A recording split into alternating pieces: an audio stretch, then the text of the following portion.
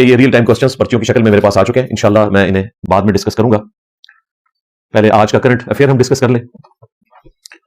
چونکہ رجب کا مہینہ اس اعتبار سے سب کانٹیننٹ کے مسلمانوں کے لیے اہمیت کا حامل ہے کہ یہاں پر انڈیا، پاکستان، بنگلہ دیش کے اندر 27 رجب کو معراج النبی صلی اللہ علیہ وآلہ وسلم کے حوالے سے مساجد کے اندر محافل کا سلسلہ ہوتا ہے. اس لیے آج ہم اس کو اسپیشل ٹاپک کے طور پر انشاءاللہ ڈسکس کریں گے 5 علمی پوائنٹس کی شکل میں معراج مصطفیٰ صلی اللہ علیہ وآلہ وسلم کا جو معجزہ ہے. لیکن اس سے پہلے 5 نیوز میں نے کور کرنی ہے مختصر، جو اس ویک سے متعلقہ ہیں. میں چاہ رہا ہوں وہ بھی ساتھ کور کر دوں. اس کے بعد انشاءاللہ تعالی ہم اس ٹاپک کی طرف آئیں گے. نیوز نمبر 1، بریلوی مکتب سے تعلق رکھنے والے ایک عالم دین علامہ یاسین قادری حافظہ اللہ تعالی، جو اہل بیت علیہ السلام کے حوالے سے اپنی ویڈیوز ریکارڈ کرواتے رہتے ہیں، مختلف محافل میں بھی جاتے ہیں، جلسوں میں بھی جاتے ہیں، اہل سنت کے ہاں بھی، اہل تشیع کے ہاں بھی. ان کی چند ایک چیزوں سے مجھے بھی اختلاف ہے، لیکن یہ جو کچھ پچھلے دنوں ہوا کہ انہیں ایک پرانی FIR کی بنیاد کے اوپر، جو آلموسٹ کوئی 1.25 سال پرانی تھی، 29 ستمبر 2024 کی، اس بنیاد پہ یہ جنوری 2026 میں انہیں راولپنڈی سے گرفتار کر کے اڈیالہ جیل منتقل کر دیا گیا توہین مذہب کے الزام میں. ہو سکتا ہے کہ چند ایک باتیں ان کی بعض لوگوں کو بری لگی ہوں، اسی کی بنیاد پہ انہوں نے یہ FIR کٹوائی. لیکن اگر یہ FIRs کا سلسلہ اس طریقے سے توہین مذہب کے نام کے اوپر جاری رہا، علماء دین کے اوپر جو دین کی خدمت کر رہے ہیں، ایک تو وہ لوگ ہیں جو دین کے دشمن ہیں، اللہ کو یا اس کے پیغمبر کو گالیاں دیتے ہیں، نعوذ باللہ من ذالک. ہمارے علم میں تو پاکستان میں کوئی ایسا بندہ نہیں ہے سوائے اس کے کہ جس کا ذہنی توازن بگڑ جائے، وہ ایکسیپشن ہے. ادروائز کوئی مسلمان کیا، پاکستان میں تو کوئی نان مسلم بھی توہین کا سوچ بھی نہیں سکتا. این ممکن ہے کہ جسے آپ توہین سمجھ رہے ہو وہ کسی دوسرے شخص کا عقیدہ ہو، اور جسے آپ عقیدہ سمجھ رہے ہیں وہ کسی اور کے نزدیک توہین ہو. لہٰذا اس کا کوئی اینڈ نہیں ہے. بہتر یہ ہے کہ آپ علمی طریقے سے اپنا موقف ویڈیو میں ریکارڈ کروائیں. ایک دوسرے کے اوپر FIRs کٹوا کے اس طریقے سے دشمنیاں پالنا اور ملک کی فضا کو خراب کرنا، یہ تباہی کی طرف لے جانے والا کام ہے. لہٰذا ہم اپنے پلیٹ فارم سے اس FIR کی بھی مذمت کرتے ہیں، اور ہم یاسین قادری صاحب کے ساتھ کھڑے ہیں اس حوالے سے کہ ان کے ساتھ بالکل زیادتی والا معاملہ ہوا ہے. نیوز نمبر 2، کچھ عرصہ پہلے لاہور کے ایک نجی میڈیکل کالج میں ایک بچے نے خودکشی کی. پھر یہ پچھلے ہفتے ایک اور خبر آئی اسی کالج کی کہ ایک بچی نے خودکشی کرنے کی کوشش کی اور وہ برے طریقے سے زخمی ہوئی اور ہاسپٹل میں داخل ہے. پاکستان میں اس قسم کی خودکشیاں بہت کم ہیں، باہر کے ملکوں میں تو کافی زیادہ ہے اس کی ریشو. لیکن وہ لوگ جو اپنے حالات و واقعات سے تنگ آ کر، خواہ وہ تنگ دستی کی وجہ سے یا تعلیم میں ٹینشن کی وجہ سے اس قسم کی ایکٹیویٹی پرفارم کرتے ہیں، سب سے پہلے تو میں انہیں کو مجرم سمجھتا ہوں کہ کسی ایک واقعے سے انسان کی زندگی ختم نہیں ہو جاتی کہ انسان خودکشی کی طرف جائے. یہ اتنا خطرناک کھیل ہے. قرآن پاک میں اللہ تعالیٰ نے واضح طور پر فرمایا وَلَا تُلْقُوا بِأَيْدِيكُمْ إِلَى التَّهْلُكَةِ، اپنے ہاتھوں سے اپنے آپ کو ہلاک مت کرو. ہر وہ چیز جو انسان کو نقصان پہنچاتی ہے وہ اسی کیٹیگری میں فال کرتی ہے، اور سب سے بڑھ کر کوئی شخص اپنی جان لے لے تو یہ شریعت میں بالکل حرام ہے. اسی کانٹیکسٹ میں صحیح بخاری اور صحیح مسلم دونوں کے اندر یہ حدیث موجود ہے کہ اللہ کے محبوب صلی اللہ علیہ وآلہ وسلم نے ارشاد فرمایا، جس شخص نے دنیا میں خودکشی کی، اگر اس نے اپنے آپ کو اونچی جگہ سے، پہاڑ سے گرا کر خودکشی کی، تو قیامت کے دن جب اسے جہنم میں پھینکا جائے گا تو اس پہ آگ کا عذاب تو ہو گئی، پیرلل میں اس پہ یہ بھی عذاب ہوگا کہ بار بار اسے بلندی سے نیچے گرا کے موت کا سامنا کرنا پڑے گا اور ساری تکلیف سے گزرنا پڑے گا. والعیاذ باللہ تعالی، کوئی امیجن بھی نہیں کر سکتا. یہ حدیث یہاں پہ ختم نہیں ہوئی، اگلے الفاظ ہیں جس نے دنیا میں زہر پی کر خودکشی کی. اور آپ کو پتا ہے بسا اوقات لوگ زہر پیتے ہیں اور منہ سے بھی جھاگ چھوٹتی ہے، پھر انتڑیاں بھی کٹ جاتی ہیں، بعض لوگ تیزاب پی لیتے ہیں، تو جہنم کی آگ میں یہی عذاب بار بار اس پہ مسلط کیا جائے گا. پھر نبی علیہ السلام نے فرمایا کہ جس شخص نے اپنے پیٹ میں چھڑا مار کے یا اپنی رگ کاٹ کے خودکشی کی تو جہنم میں یہ عذاب بھی پیرلل میں اس پہ مسلط کیا جائے گا، وہ بار بار اپنے آپ کو قتل کرتا رہے گا. کتنا سخت معاملہ ہے. بلکہ صحیح مسلم میں ایک حدیث ہے کہ ایک خودکشی والے کا جنازہ لایا گیا تو آپ صلی اللہ علیہ وآلہ وسلم نے وہ جنازہ پڑھنے سے انکار کر دیا. صحابہ کو کہا کہ تم پڑھ لو، میں نہیں پڑھوں گا. یہی وجہ ہے کہ میں نے بارہا اپنی ویڈیوز میں بتایا کہ آلموسٹ 8 سے 17 سال پہلے کی بات ہے، 16-17 سال شروع کی بات ہے، 2008-9 کی، جب میں اپنے گھر کی بیٹھک میں درس دیا کرتا تھا تو ایک 16-17 سال کا بچہ تھا دعوت اسلامی کا جو حفظ کر رہا تھا، تو وہ میرے درس میں آیا کرتا تھا. اللہ تعالیٰ نے اسے کافی حد تک سمجھ دی تھی، لیکن پھر پتہ نہیں اچانک کیا معاملہ ہوا، اس کے گھر کے حالات کوئی ایسے بنے کہ اس نے تیزاب پی کے خودکشی کر لی. بڑی تکلیف کی حالت میں دنیا سے گیا. جہلم کی تاریخ میں چند بڑے جنازوں میں سے ایک جنازہ تھا، لیکن میں نے اس کا جنازہ نہیں پڑھا. حالانکہ سب سے پہلے میرا حق تھا کہ میں اس کا جنازہ پڑھتا، صرف اسی حدیث کی وجہ سے کہ جو ڈومیننٹ لوگ ہیں انہوں نے خودکشی والے کا جنازہ نہیں پڑھنا. ہے وہ مسلمان ہے، اپنا عذاب بھگت کے ایک نہ ایک دن جنت میں چلا جائے گا. لیکن دنیا میں اس چیز کو ڈسکریج کرنے کے لیے خودکشی والے کا جنازہ جو ڈومیننٹ لوگ ہیں معاشرے میں، علماء کا طبقہ ہو یا حکمرانوں کا طبقہ ہو جن کو لوگ فالو کرتے ہیں، وہ ایسے لوگوں کا جنازہ نہیں پڑھیں گے. ویسے ہمارے ہاں تو الٹ ہے، اس قسم کی جو جوان موتیں ہوتی ہیں ان کے جنازے بڑے ہوتے ہیں. حالانکہ ڈسکریج ہونا چاہیے, چند لوگ پڑھ کے دفنا دیں تاکہ باقیوں کے لیے عبرت ہو. رہا یہ معاملہ جو میں نے کہا کہ at the end of the day بخشش ہو جائے گی, تو وہ بھی صحیح مسلم میں ایک حدیث ہے کہ ایک نبی اسلام کے صحابی نے بھی خودکشی کر لی تھی. تو اس کے مرنے کے بعد کسی نے اسے خواب میں دیکھا اور پوچھا کہ تیرے ساتھ کیا معاملہ ہوا.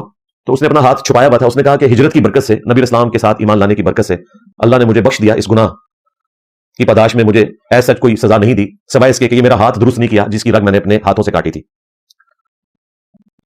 تو یہ اللہ تعالیٰ نے فرمایا کہ یہ تم نے اپنا نقصان خود کیا تھا. تو نبی اسلام نے جب یہ خواب سنا اپنے صحابی کا, تو آپ نے پھر دعا کی کہ اللہ اس کا ہاتھ بھی تو درست کر دے. نبی اسلام نے اس کے لیے دعا فرمائی. اس سے بھی پتہ چلا کہ خودکشی والے کے لیے دعا بھی ہو سکتی ہے. جنازہ ڈومیننٹ لوگ نہ پڑھیں لیکن باقی لوگ پڑھیں گے, دعا مغفرت بھی کریں گے. وہ کفر کی موت نہیں مرا, آخری وقت تک اگر اسلام پہ قائم تھا تو اسلام کی موت مرا. لیکن یہ معاملہ بڑا خطرناک ہے. میں نے کافی دفعہ اس کے اوپر تفصیل گفتگو کی ہے. آج میں صرف نیوز کے طور پر کور کر رہا ہوں تاکہ ہمارے پلیٹ فارم سے بھی ایک ورڈکٹ چلی جائے. تیسری نیوز جو ہے وہ آ چکے 21 رجب 1447 ہجری ہے بمطابق 11 جنوری 2026. تو کل 22 رجب ہے. اہل تشیع کے ہاں 22 رجب کے موقع کے اوپر امام جعفر بن محمد باقر علیہ السلام کے ساتھ جوڑی ہوئی ایک روایت, جو روایت بھی نہیں, ایک خواب کی بنیاد کے اوپر ایک کنڈوں کا سلسلہ کیا جاتا ہے. اس کا کوئی اسلام کے ساتھ کسی قسم کا تعلق نہیں ہے. یہ ان کی اپنی بنائی ہوئی بدعت اور خرافات ہے. رہا اس کے مقابلے پہ اہل سنت کا یہ کہنا کہ 22 رجب جو ہے وہ حضرت معاویہ رضی اللہ تعالیٰ عنہ کا یوم وفات ہے اور اہل تشیع اس دن خوشی میں کنڈے کرتے ہیں, تو یہ بھی غلط ہے. وہ بالکل ڈفرنٹ ایکٹیویٹی ہے. البتہ اہل سنت کے ہاں ہمارے جو ایکس مرشد ہیں باپا جانی, انہوں نے 22 رجب کے کنڈوں کے ساتھ ساتھ وہ بھی وہ مناتے ہیں. اہل سنت کے ہاں بھی کنڈے کیے جاتے ہیں بریلویوں کے ہاں. پیرلل میں انہوں نے 22 رجب کو حضرت معاویہ کا عرس منانا شروع کر دیا, اور آپ کو پتا ہے کتنا ہنگامہ کھڑا ہوا, عجیب و غریب انہوں نے نعرہ بازی کی. اس میں میری تفصیلی ویڈیو ریکارڈ ہے. تو یہ اہل سنت کے ہاں اس طریقے سے صحابہ کرام کے دنوں کو عرس کی شکل دے کر منانا, صرف اہل تشیع کو تنگ کرنے کی خاطر پیرلل میں ایک اپنی بدعت کو لانچ کرنا, یہ بھی بالکل غلط ہے. ہم اس کو درست نہیں سمجھتے. ویسے آپ نے پروگرام کرنے ہیں, صحابہ کرام کی عظمت آپ ضرور بیان کریں, لیکن یہ لوگ, یہ بابا جانی ان سے پوچھیں کہ حضرت عمار بن یاسر کا عرس آپ کیوں نہیں مناتے. وہ اس لیے نہیں مناتے کہ پھر لوگ پوچھیں گے کہ کس رضی اللہ عنہ نے, کس رضی اللہ عنہ کے کہنے پر عمار رضی اللہ تعالیٰ عنہ کو شہید کیا. حالانکہ عمار بن یاسر کا تو مرتبہ اتنا بلند ہے, ہمیں بچپن سے بتایا جاتا ہے کہ اسلام کے پہلے 2 شہداء عمار بن یاسر کے والدین ہیں, سیدنا یاسر رضی اللہ تعالیٰ عنہ اور سیدہ سمیہ رضی اللہ تعالیٰ عنہا. لیکن یہ نہیں بتاتے کہ ان کا بیٹا عمار بن یاسر وہ کیسے شہید ہوا, وہ نہیں بتاتے. یہ کوئی ایسے صحابی نہیں ہے کہ جو فتح مکہ پہ معافی مانگ کے مسلمان ہوئے ہوں, یا بالکل اینڈ پہ جب موت سامنے نظر آئی ہو تو کلمہ پڑھ لیا ہو. یہ وہ نہیں ہے, یہ شروع کے سابقون الاولون میں آتے ہیں. انہی کے بارے میں بخاری میں حدیث ہے 2812, جس پہ میں نے پروگرام پورا کیا, کئی دفعہ کیا, کہ عمار کو ایک باغی جماعت قتل کرے گی. عمار انہیں اللہ اور جنت کی طرف بلائیں گے اور وہ جماعت جہنم کی طرف بلانے والی ہوگی. تو عمار بن یاسر جنگ صفین میں مولا علی علیہ السلام کی طرف سے لڑتے ہوئے شہید ہوئے, اور اس کے بعد یہ چیز اسٹیبلش ہوگی کہ مولا علی حق پہ ہیں اور ان کے مخالفین صفین میں جو آئے, خواہ حضرت معاویہ رضی اللہ تعالیٰ عنہ ہو, عمر بن عاص ہو, یا باقی لوگ, وہ پولیٹیکلی باغی تھے. اسلام سے باغی نہیں, پولیٹیکل ٹرم میں. تو بہرحال 22 رجب کے کنڈے ہوں یا 22 رجب کا یہ عرس, یہ دونوں کی دونوں بدعت ہیں, ان کا اسلام سے کوئی تعلق نہیں ہے. یہ مسلمانوں نے اپنا دل خوش کرنے کے لیے اور لنگر کھانے کے لیے ایک سلسلہ جاری کر لیا. نیوز نمبر 4, وہ میں شکریہ ادا کرنا چاہوں گا اپنے پلیٹ فارم سے ہماری جو آنٹی ہیں علیمہ خان, عمران خان صاحب کی جو بڑی بہن ہے. میں آنٹی اس لیے بول رہا ہوں کہ میرے والد سے بھی بڑی ہیں وہ, اور میری والدہ سے کم از کم 6-7 سال بڑی ہیں, اس لیے میں تو باجی علیمہ تو نہیں کہہ سکتا نا. تو پچھلے دنوں ارشاد بھٹی صاحب کے پروگرام میں ان کی ضد کے اوپر, ان کے پوچھنے کے اوپر میں نے چند ایک باتیں کی. اگر میں نے اس کو ٹاپک بنانا ہوتا تو میں 21 دسمبر 2025 والی ویڈیو جو میرا بیانیہ تھا, جو ملینز آف پیپل تک پہنچا 2 گھنٹے کا, میں نے اشارتاً بھی ذکر نہیں کیا کہ اڈیالہ میں یہ کچھ تھا. میں نے کہا میں اسے ضروری نہیں سمجھتا. اور پوڈ کاسٹ سے پہلے بھی میں نے بھٹی صاحب کو کہا تھا کہ حضرت اپنے مہاتما صاحب کو بیچ میں نہ لے آنا, مطلب ٹاپک نہیں, آپ دین ڈسکس کریں. تو وہ پھر مسکرا پڑے اور انہوں نے کہا نہیں میں کچھ تو بات کروں گا. پھر انہوں نے کچھ کی تو میں نے بھی کچھ کر دی.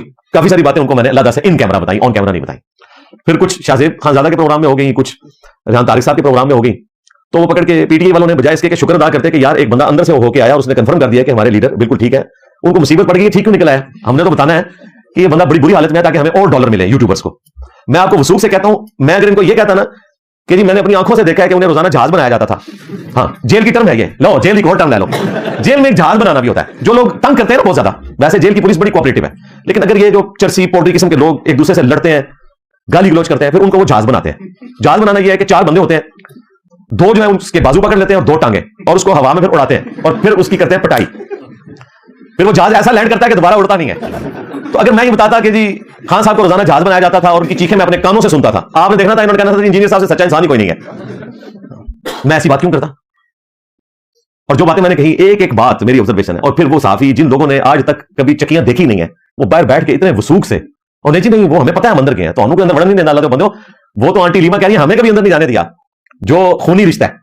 یہ بیچارے زیادہ زیادہ کورٹ روم تک جاتے ہیں, یا ملاقات کے کمرے تک, بس اس سے زیادہ نہیں. چکیاں تو دور ہے بھائی, وہاں پر تو کوئی دوسرا بندہ بھی نہیں جا سکتا جس کی ڈیوٹی نہیں ہے. جیل میں اتنا سخت قانون ہوتا ہے کیونکہ کوئی کسی کو نقصان بھی پہنچا سکتا ہے, اور ڈیوٹیز بھی چینج ہوتی رہتی ہیں. تو میں علیمہ آنٹی کا شکریہ ادا کروں گا کہ انہوں نے تو ویلیو ایڈیشن کر دیا. میں نے تو دیسی گھی کی بات کی تھی, انہوں نے دیسی مرغوں کی بات کر دی کہ ہفتے میں 2 دن دیسی مرغا ان کا مشکتی جو ہے وہ پکاتا ہے, بازار سے اسپیشل لیا جاتا ہے. پھر انہوں نے کوکونٹ اور پتہ نہیں کیا کچھ اور بھی باتیں بتائیں. تو اللہ کا شکر ہے. اب ہونا تو چاہیے کہ یہ یوٹیوبر جو ہے وہ کہیں کہ نہیں یہ بہن بھی غلط کہہ رہی ہے جس کو بھائی نے خود بتایا ہوا ہے, ہم ٹھیک کہہ رہے ہیں. ویسے اللہ کا شکر ہے میں نے دیکھا ہے جو بھی اس پلیٹ فارم سے ٹکرایا نا ذلیل و خوار ہو گیا. یہ کتنی اللہ تعالیٰ کی بڑی کرامت ہے ہمارے ساتھ, چاہے مولوی ہوں, چاہے یوٹیوبرز ہوں, چاہے صحافی ہوں. کتنی تمکنت تھی. رمضان میں سال پورا ہونے والا ہے. ہمارے دوست ہیں, بھائی ہیں, عمران ریاض صاحب, لیکن بس وہ ایک لیڈر کی محبت میں ایسے ڈیویٹ ہوئے ہیں کہ انہیں سمجھ نہیں آتی. اب یہ پھر ذلت انہوں نے کمائی ہے, اور اپنی طرف سے سنی سنائی باتیں جو بندہ آبزرو کر کے اس کو چھوڑ دیا, سنی سنائی باتیں. اور تھوڑی سی کسر رہ گئی تھی, وہ چرزئی صاحب نے نکال دی. آپ کو پتا ان کی ویڈیو بھی آ گئی ہے, وہ یہ بیٹھے ہوئے تھے کل پرسوں, وہ ویڈیو آ گئی ہے. انہوں نے کہا کہ بندہ فرسٹریٹ ہوتا ہے ذرا جیل میں گالیاں نکالے تو کیا کرے. یعنی انہوں نے مان لیا کہ یہ سب کچھ کرتے ہیں اس طرح. وہ کہتے ہیں بندے کو آپ نے اندر ڈالا ہوا ہے, اسے نظر نہیں آ رہا کہ میں نے کب نکلنا ہے, تو بندہ غصے میں آ جاتا ہے. اس طرح کے سارے معاملات ہو جاتے ہیں. اور اگلی بات یہ ہے کہ اس دن سے ڈر جائیں کہ ان ساری چیزوں کی آڈیو لیکس آ جائیں. ہاں, اڈیالہ والوں نے سب کچھ ریکارڈنگ میں بھی رکھا ہوا ہے. اب آپ نے مجھے نہیں کہنا کہ مجھے کس نے بتایا, جو بات ہوتی ہے خود بخود نکل جاتی ہے جی, آ جاتی ہے. تو اللہ کا شکر ہے کہ یہ سچائی بھی الحمدللہ اس حوالے سے کھل کے سامنے آ گئی. تو میں ضروری سمجھتا تھا کہ میں اس چیز کا ذکر خیر بھی کر دوں, ورنہ مجھے کوئی حاجت نہیں تھی. واللہ میں تو بڑا خوش تھا, بلکہ مجھے شاہ زیب بھائی نے فون کیا اکیڈمی کے نمبر پہ, مجھے کہتے ہیں کہ پی ٹی ایم والوں کو کیا ہو گیا, یہ کیوں اس چیز کا برا منا رہے ہیں, ان کو تو خوش ہونا چاہیے تھا کہ ان کا لیڈر سلامت ہے. میں نے کہا آپ کو نہیں پتا, ان کو تو ڈالر چاہیے, ان کو تو الٹ بات پتا چلتی نا, پھر انہیں خوش ہونا تھا. تو اللہ کا شکر ہے کہ یہ سچائی پبلک کے سامنے آ گئی. ابھی اور آئے گی انشاءاللہ تعالیٰ وقت کے ساتھ ساتھ. آپ نے میری پرانی 1.5-2 سال پرانی ویڈیوز دیکھنی ہے, جو میں کہہ رہا تھا نا ویسے ویسے ہوتا چلا جا رہا ہے. یہ نہیں ہے کہ میں کوئی مستقبل کو فورسی کرتا ہوں, مجھے حالات نظر آ جاتے ہیں. باقی ہم دعا گو ہیں جی, جتنے بھی قیدی اڈیالہ میں قید ہیں انکلوڈنگ خان صاحب کے, اور اسپیسیفکلی جو توہین مذہب کے اعتبار سے, اللہ تعالیٰ ان کے لیے آسانیاں فرمائے, آمین. اس کانٹیکسٹ میں جو ہمارے بھائی ہیں ابرار مسلم ٹوڈے چینل چلاتے ہیں انڈین کشمیر سے, ان سے بھی ریکویسٹ کروں گا کہ یہ ساری چیزیں جو ہیں وہ جوڑ کے نا, تو وہ اپنے چینل سے کم از کم وہ ساری ویڈیوز چڑھا دیں تاکہ باقی لوگوں تک بھی یہ پہنچے. ہم نے تو اپنے آفیشیل چینل سے کوئی طرح کا کام نہیں کرنا. نیوز نمبر 5 وہ ہے میرے بھائیو, جو آن لائن پوڈ کاسٹ کا سلسلہ میں نے شروع کیا ہے, کیونکہ بندے اتنے زیادہ ہیں, ایک اتوار کے دن سارے لوگ کور نہیں ہو سکتے. پھر میں نے یہ سوچا کہ باقی لوگوں کو ہم ہفتے کے باقی دنوں میں آن لائن پوڈ کاسٹ دے دیا کریں, چلے ان کی بھی ایک حوصلہ افزائی ہو جاتی ہے, دعوت کا ایک ذریعہ بن جاتا ہے. اس ہفتے بھی میں نے 4 پوڈ کاسٹ جو ہے وہ ریکارڈ کروائی ہیں. پہلے نمبر پہ مزمل سوروردی صاحب کے ساتھ, بڑے مجھے ہوئے صحافی ہیں سینئر. دوسری پوڈ کاسٹ ناظر بلوچ صاحب کے ساتھ ہوئی, توہین مذہب کے حوالے سے ان کی کافی خدمات ہیں, اور میں نے انہی ٹاپکس کو مینلی اس میں ڈسکس کیا ہے, جو توہین مذہب کے اعتبار سے بلاسفیمی گینگ ہے جو لوگوں کو گھیرتا ہے اور پھر ان سے پیسے ہتھیاتا ہے. اس میں ایک ایکس جج بھی تھا جو ریٹائر ہو کے اپنے انجام کو پہنچ چکا, لیکن جو اس نے گند گھولا ہوا تھا NCCIA میں, وہ تو موجود ہے. کچھ لوگ تو فارغ ہوئے ہیں, کچھ ابھی بھی موجود ہیں. تو اس حوالے سے میں نے ڈسکشن کی. تیسری پوڈ کاسٹ میری ریکارڈ ہوئی قذافی صاحب کے ساتھ, نیا دور چینل ہے ان کا. چوتھی جو ہے وہ کراچی کے فیصل بھائی انقلاب نام سے وہ چینل چلاتے ہیں, رات کو انہوں نے بھی اپلوڈ کر دی اپنی پوڈ کاسٹ. تو یہ آن لائن کا سلسلہ بھی انشاءاللہ ہم جاری رکھیں گے. اس حوالے سے ہماری اکیڈمی کا جو نمبر ہے 032159000162 صبح 9 سے شام 5 بجے تک کھلا ہوتا ہے, اور واٹس ایپ بھی اس پہ بنا ہوا ہے. تو جن لوگوں نے اس حوالے سے رابطہ کرنا ہو تو وہ کر سکتے ہیں, لیکن ظاہر ہے کہ ہم پرائورٹی لگاتے ہیں اس اعتبار سے ہی اس کا نمبر آئے گا. یہ ضد نہ کی جائے کہ جی میں نے اب اپنا نمبر لگوانا ہے تو اسی اتوار کو لگ جائے یا اسی ویک میں لگ جائے, تو وہ ہم حالات و واقعات دیکھ کے اس کو انشاءاللہ تعالیٰ ڈیسائیڈ کریں گے. اسی طریقے سے ٹی وی چینلز کے ساتھ بھی جو سلسلہ ہے ان کو تو میں پابند کرتا ہوں کہ کوشش کریں کہ آپ اکیڈمی آئیں. شاہ زیب خان زادہ اگر کراچی میں نہ ہوتے تو میں نے ان کو یہ کہنا تھا کہ آپ اکیڈمی آئیں, تو پھر انہوں نے کہا جی میں تو کراچی سے باہر نکلتا نہیں ہوں, تو آن لائن کریں. ورنہ ٹی وی چینلز کے لیے تو اسپیسیفکلی ہماری ریکوائرمنٹ یہی ہے کہ وہ کوشش کریں کہ اکیڈمی آ کے ریکارڈنگ کر لیں. رمضان مبارک کے اندر جو ریکارڈنگ چلانی ہے وہ کچھ عرصہ پہلے آ جائیں یہاں پہ. پھر بھی جن لوگوں کے لیے مشکل ہوئی تو انشاءاللہ آن لائن بھی ہم سلسلہ کریں گے. اور ظاہر ہے کہ سارے کا سارا کام میں فی سبیل اللہ کرتا ہوں, یہ ذہن میں رکھیے گا, صرف اس لیے کہ دعوت کا کام ہر چینل تک پہنچے. ورنہ اگر میں ایک چینل کے ساتھ ایگریمنٹ کر لوں گا نا, رمضان نشریات کا سپوز میں جیو کے ساتھ کر لوں, تو باقی چینلز میں مجھے نہیں جانے دیں گے. ہاں, ایک صورت میں جانے دیں گے, جب میں ان سے پیسے نہ لوں تو پھر میں جس مرضی چینل پہ جا کے بیٹھوں. تو ہمارا مقصد ٹی وی چینلز پہ جانا تو نہیں, ان سے زیادہ ویوشپ ہماری ہے. مقصد یہ ہے کہ ایٹ لیسٹ ان کے پلیٹ فارم سے بھی جو ان کی آڈینس ہے ان تک بھی بات پہنچے, یہ مقصد ہوتا ہے. باقی اس میں سے کچھ بھی نہیں نکلتا. اگر آپ کے کوئی پیسے کمانے کا کوئی ذریعہ ہے تو ایسی کوئی بات نہیں ہوتی ہے, مقصد دعوت پہنچانا ہے. اور یقین کریں اتنی سکون کی زندگی میں گزار رہا تھا, انہوں نے پکڑ کے 295C کا لگائی ہے, سارا دعوت کا جو بوجھ ہے نا باقی سارے مولویوں کا بھی اٹھ کے میرے کندھے کے اوپر آ گیا, کیونکہ باقی سارے ذلیل ہو گئے. آپ دیکھ لیں نظر آتی کونسل ایک آئینی ادارہ ہے, اس کو لوگ ذلیل و خوار کر رہے ہیں یوٹیوب کے اوپر, سوشل میڈیا کے اوپر, تو باقی علماء کی تو اوقات ہی کوئی نہیں بچی. کریڈیبلٹی لوز ہو گئی ہے مختلف پلیٹ فارمز کی. اس لیے اب لوگ ہماری طرف رابطہ کر رہے ہیں, اور ہمارے ریسورسز آپ کو پتہ ہے لمیٹڈ ہے. اتوار والے دن ہی ہم اکیڈمی کھول سکتے ہیں, اس کے علاوہ کھولنا ہمارے لیے ایک پرابلم ہے. ظاہر ہے اتنی بڑی سیکورٹی ارینج کرنا, آپ نے باہر بھی دیکھا پولیس والوں کی بھی. پھر یہاں پہ جتنے لوگ ہیں سب والنٹیئر ہیں, کوئی آن پیمنٹ نہیں ہم نے رکھے ہوئے کہ جب پیسے دے دو بلوا لے. سب کے سب لوگ جو ہے وہ فی سبیل اللہ آتے ہیں. اس لیے کوشش یہی ہوتی ہے کہ اتوار والے دن ہی سارے کے سارے معاملات سیٹل کر دیے جائیں اور آگے پیچھے اگر کوئی ہو تو آن لائن کیا جائے, اکیڈمی ہمیں نہ کھولنی پڑے. تو یہ 5 اناؤنسمنٹس تھی آج کے درس سے پہلے. اب اللہ کا نام لے کر آج کے ٹاپک کی طرف چلتے ہیں, لیکن پہلے ایک دفعہ دروشی پڑھ لیں. اللہم صلی علی محمد وعلی آل محمد واصحاب محمد وازواج محمد وامت محمد اجمعین الی یوم الدین آمین. اچھا میرے بھائیو, اب آ جائیں آج کے اس کریٹیکل ٹاپک کی طرف. معراج النبی صلی اللہ علیہ وآلہ وسلم سے ریلیٹڈ 5 علمی پوائنٹس میں انشاءاللہ تعالی ڈسکس کروں گا ایک انٹلیکچوئل ترتیب کے ساتھ, تاکہ آپ کو بات سمجھ آ جائے. علمی پوائنٹ نمبر 1, امام کائنات سید الاولین والآخرین شفیع المذنبین رحمت للعالمین سیدنا و مولانا امام اعظم محمد رسول اللہ صلی اللہ علیہ وآلہ وسلم کے درجنوں معجزات قرآن و سنت میں رپورٹ ہوئے ہیں صحیح الاسناد احادیث کے تھرو. لیکن ان میں چند معجزات ایسے ہیں جو بہت کریٹیکل ہیں, اور ان میں سے بھی ایک معراج النبی صلی اللہ علیہ وآلہ وسلم کا معجزہ ہے. معجزہ علم الکلام کی ٹرم ہے, اس کا مطلب ہے عقل کو عاجز کر دینے والی چیز, یعنی جو فزیکل فینومینا آف نیچر, قانون قدرت کو توڑنے والی چیز, وہ معجزہ ہے. عربی زبان میں اس کے لیے ٹرم استعمال ہوتی ہے آیتن, یا وقف کریں گے تو آیا. اردو میں ہم معجزہ بول دیتے ہیں, حالانکہ یہ بھی عربی کا لفظ ہے لیکن علم الکلام کی ٹرم ہے. انگلش میں ہم میریکل بول دیتے ہیں. معجزات جو ہیں یہ انبیاء کرام کے ساتھ خاص ہے. غیر نبی کے ساتھ کرامت کا معاملہ ہو سکتا ہے, اللہ تعالیٰ کوئی اس کے ساتھ ایسا معاملہ کر دے, اس کی دعا قبول کر دے. لیکن یہ جو پبلک کے اندر مشہور ہے نا کہ کچھ کر کے کوئی دکھا دے, وہ صرف پیغمبر کے ساتھ خاص ہے. یہ تخت بلقیس والا واقعہ بھی جو آیا ہے, اس کو ہم سمجھانے کے لیے کرامت کہتے ہیں, ورنہ یہ کرامت نہیں ہے, یہ کمپیٹنسی تھی ان کے پاس جو انہوں نے کر کے دکھائی اور دعوے سے کر کے بتائی. ایک الگ سے ٹاپک ہے کہ کرامت کیا ہوتی ہے, معجزہ کیا ہوتا ہے, استدراج کیا ہوتا ہے, آپٹیکل الوژن کیا ہوتا ہے, بصری دھوکہ جو ڈیوڈ کاپر فیلڈ, بلکہ حضرت ڈیوڈ کاپر فیلڈ حفظہ اللہ تعالی من الجنۃ والناس, ابھی تک زندہ ہے وہ کر کے دکھاتے ہیں. جادو کیا ہوتا ہے, یہ ساری ٹرمز میں نے الگ سے ڈسکس کی ہوئی ہیں, آج اس تفصیل میں جانے کی ضرورت نہیں, ورنہ 1 گھنٹہ صرف اسی پہ لگ جائے گا. وہ ہمارے جو بھائی ہیں اقرار الحسن, انہوں نے جب وہ شف سرکار سے متعلق ویڈیوز ریکارڈ کروائی تھیں تو میں نے ان کو سپورٹ کرتے ہوئے اس وقت یہ سارے کے ساری جو ڈرامہ بازی ہے اس کو ایکسپوز کیا تھا. اس میں تفصیل کے ساتھ میں نے یہ ساری چیزیں ڈسکس کی ہیں. آپ اقرار الحسن حق خطیب ساتھ میرا نام لکھیں تو وہ ویڈیو کھل جائے گی انشاءاللہ تعالی. معجزات کے حوالے سے جو انبیاء کرام علیہ السلام سے ظاہر ہوتے ہیں, یہ بات یاد رکھیں کہ یہ صرف انبیاء کا خاصہ ہے, اس اعتبار سے کہ اللہ تعالیٰ نے ان کو منوانا ہوتا ہے. باقی کوئی بھی معجزہ کر کے نہیں دکھا سکتا. ہاں کسی کے ساتھ کرامت ہو جائے اللہ کی طرف سے, جس طرح اصحاب الکہف کے ساتھ ہوئی, وہ ایک الگ معاملہ. اور تخت بلقیس والا واقعہ تو میں نے کہا وہ کرامت بھی نہیں ہے, وہ ہم صرف سمجھانے کے لیے کرامت کہتے ہیں, ادروائز وہ ایک دعویٰ تھا جو انہوں نے پورا کیا. اور دیکھیں تخت بلقیس لانے والا شخص تو بزرگ بن گیا, لیکن جو جن جس نے کہا تھا کہ آپ کی محفل برخاست ہونے سے پہلے لے آؤں گا اتنی دور سے, اس بیچارے کو کوئی پوچھتا بھی نہیں ہے. حالانکہ وہ بھی بہت بڑا کارنامہ ہے اتنی دور سے ایک تخت کو لے کے آنا جس کو کوئی ہلا بھی نہیں سکتا. تو اس کی بھی تھوڑی عزت کریں, جن کی بھی بالکل گیا گزرا نہیں سی, بہت بڑی چیز تھا وہ بندہ بھی. تو یہ سمجھانے کے لیے ہم اسے بولتے ہیں, ورنہ وہ ایک کمپیٹنسی تھی جو اس کے پاس تھی. معجزات کا جو تعلق ہے یہ صرف انبیاء کرام علیہ السلام کے ساتھ خاص ہے, اور وہ فزیکل فینومینا آف نیچر کو توڑنے والے ہوتے ہیں کیونکہ اللہ تعالیٰ نے منوانا ہوتا ہے. مثلا عیسیٰ علیہ السلام کے بارے میں سورہ آل عمران میں سورۃ المائدہ میں آیا کہ مٹی کی مورت بنا کے وہ اس میں پھونک مارتے تھے, وہ پرندہ بن جاتی تھی اللہ کے اذن سے. اندھوں کو اور کوڑی کے مریضوں کو شفا دیتے تھے اللہ کے اذن سے, اور سب سے بڑھ کر مردوں کو زندہ کر دیتے تھے اللہ کے اذن سے. اب یہ خالصتاً خدائی کام ہے, لیکن اللہ تعالیٰ نے ہر معجزے کے ساتھ ذکر کیا بِإِذْنِی, میرے اذن سے, بِإِذْنِ اللہ, اللہ کے اذن سے, تاکہ کسی کو یہ وہم نہ آئے کہ پیغمبر خود کچھ کر کے دکھا سکتے ہیں. پھر موسیٰ علیہ السلام کا معجزہ پلانٹ کنگڈم کو اینیمل کنگڈم میں بدل دینا, یعنی عصا پھینکنا اور اس کا اجدہا بننا اور دوبارہ ہاتھ لگانا اور ان کے ہاتھوں میں دوبارہ وہ عصا بن جانا. فزیکل فینومینا آف نیچر کو توڑنے والی چیز ہے یہ, قانون قدرت میں تو ایسا نہیں ہوتا. معجزے کا مطلب ہی یہ ہے کہ وہ قانون قدرت کو توڑ دے گا. اچھا میں بزرگ بابوں کی کہانیوں کا جب مذاق اڑاتا ہوں نا, اس لیے کہ وہی مذاق جھوٹ ہے. میرے بعد تو سب نے ریٹائرمنٹ لے لیا ہے, ورنہ ابھی تک اسٹیچو آف لبرٹی غائب کر کے مارگلا ہل کے اوپر کو بابا لا کے رکھ دیتا تو میں مان جاتا. تو یہ کہتے ہیں کہ دیکھیں یہ بابوں کی کرامتوں کو نہیں مانتا تو یہ سپورٹ کر رہا ہے اسلام دشمنوں کو, وہ تو انبیاء کے معجزات کا بھی مذاق اڑاتے ہیں. یار انبیاء کدھر, تمہارے بابے کدھر؟ مطلب تم نے اپنے بابوں کے جھوٹ کو حلال کرنے کی خاطر انبیاء کو تخت مشق کیوں بنایا ہوا ہے؟ جو چیز حق ہے وہ تو حق ہے, جو قرآن و سنت میں رپورٹ ہوئی ہے بات وہ بالکل حق ہے. تم نے اگر اپنی بات صحیح ثابت کروانی ہے تو کر کے دکھاؤ. عیسیٰ ابن مریم نے مردوں کو زندہ کیا اللہ کے اذن سے, یہ قرآن میں آیا. عبد القادر جیلانی زندہ کرتے ہیں, یہ قرآن و حدیث میں نہیں آیا, نہ ہو سکتا ہے, ظاہر ہے وہ تو بہت بعد میں آیا. آپ نے اگر یہ چیز منوانی ہے تو یہ کروا کے بتانا ہے آپ نے ہمارے سامنے, ورنہ ہم اس جھوٹ کو نہیں مانتے.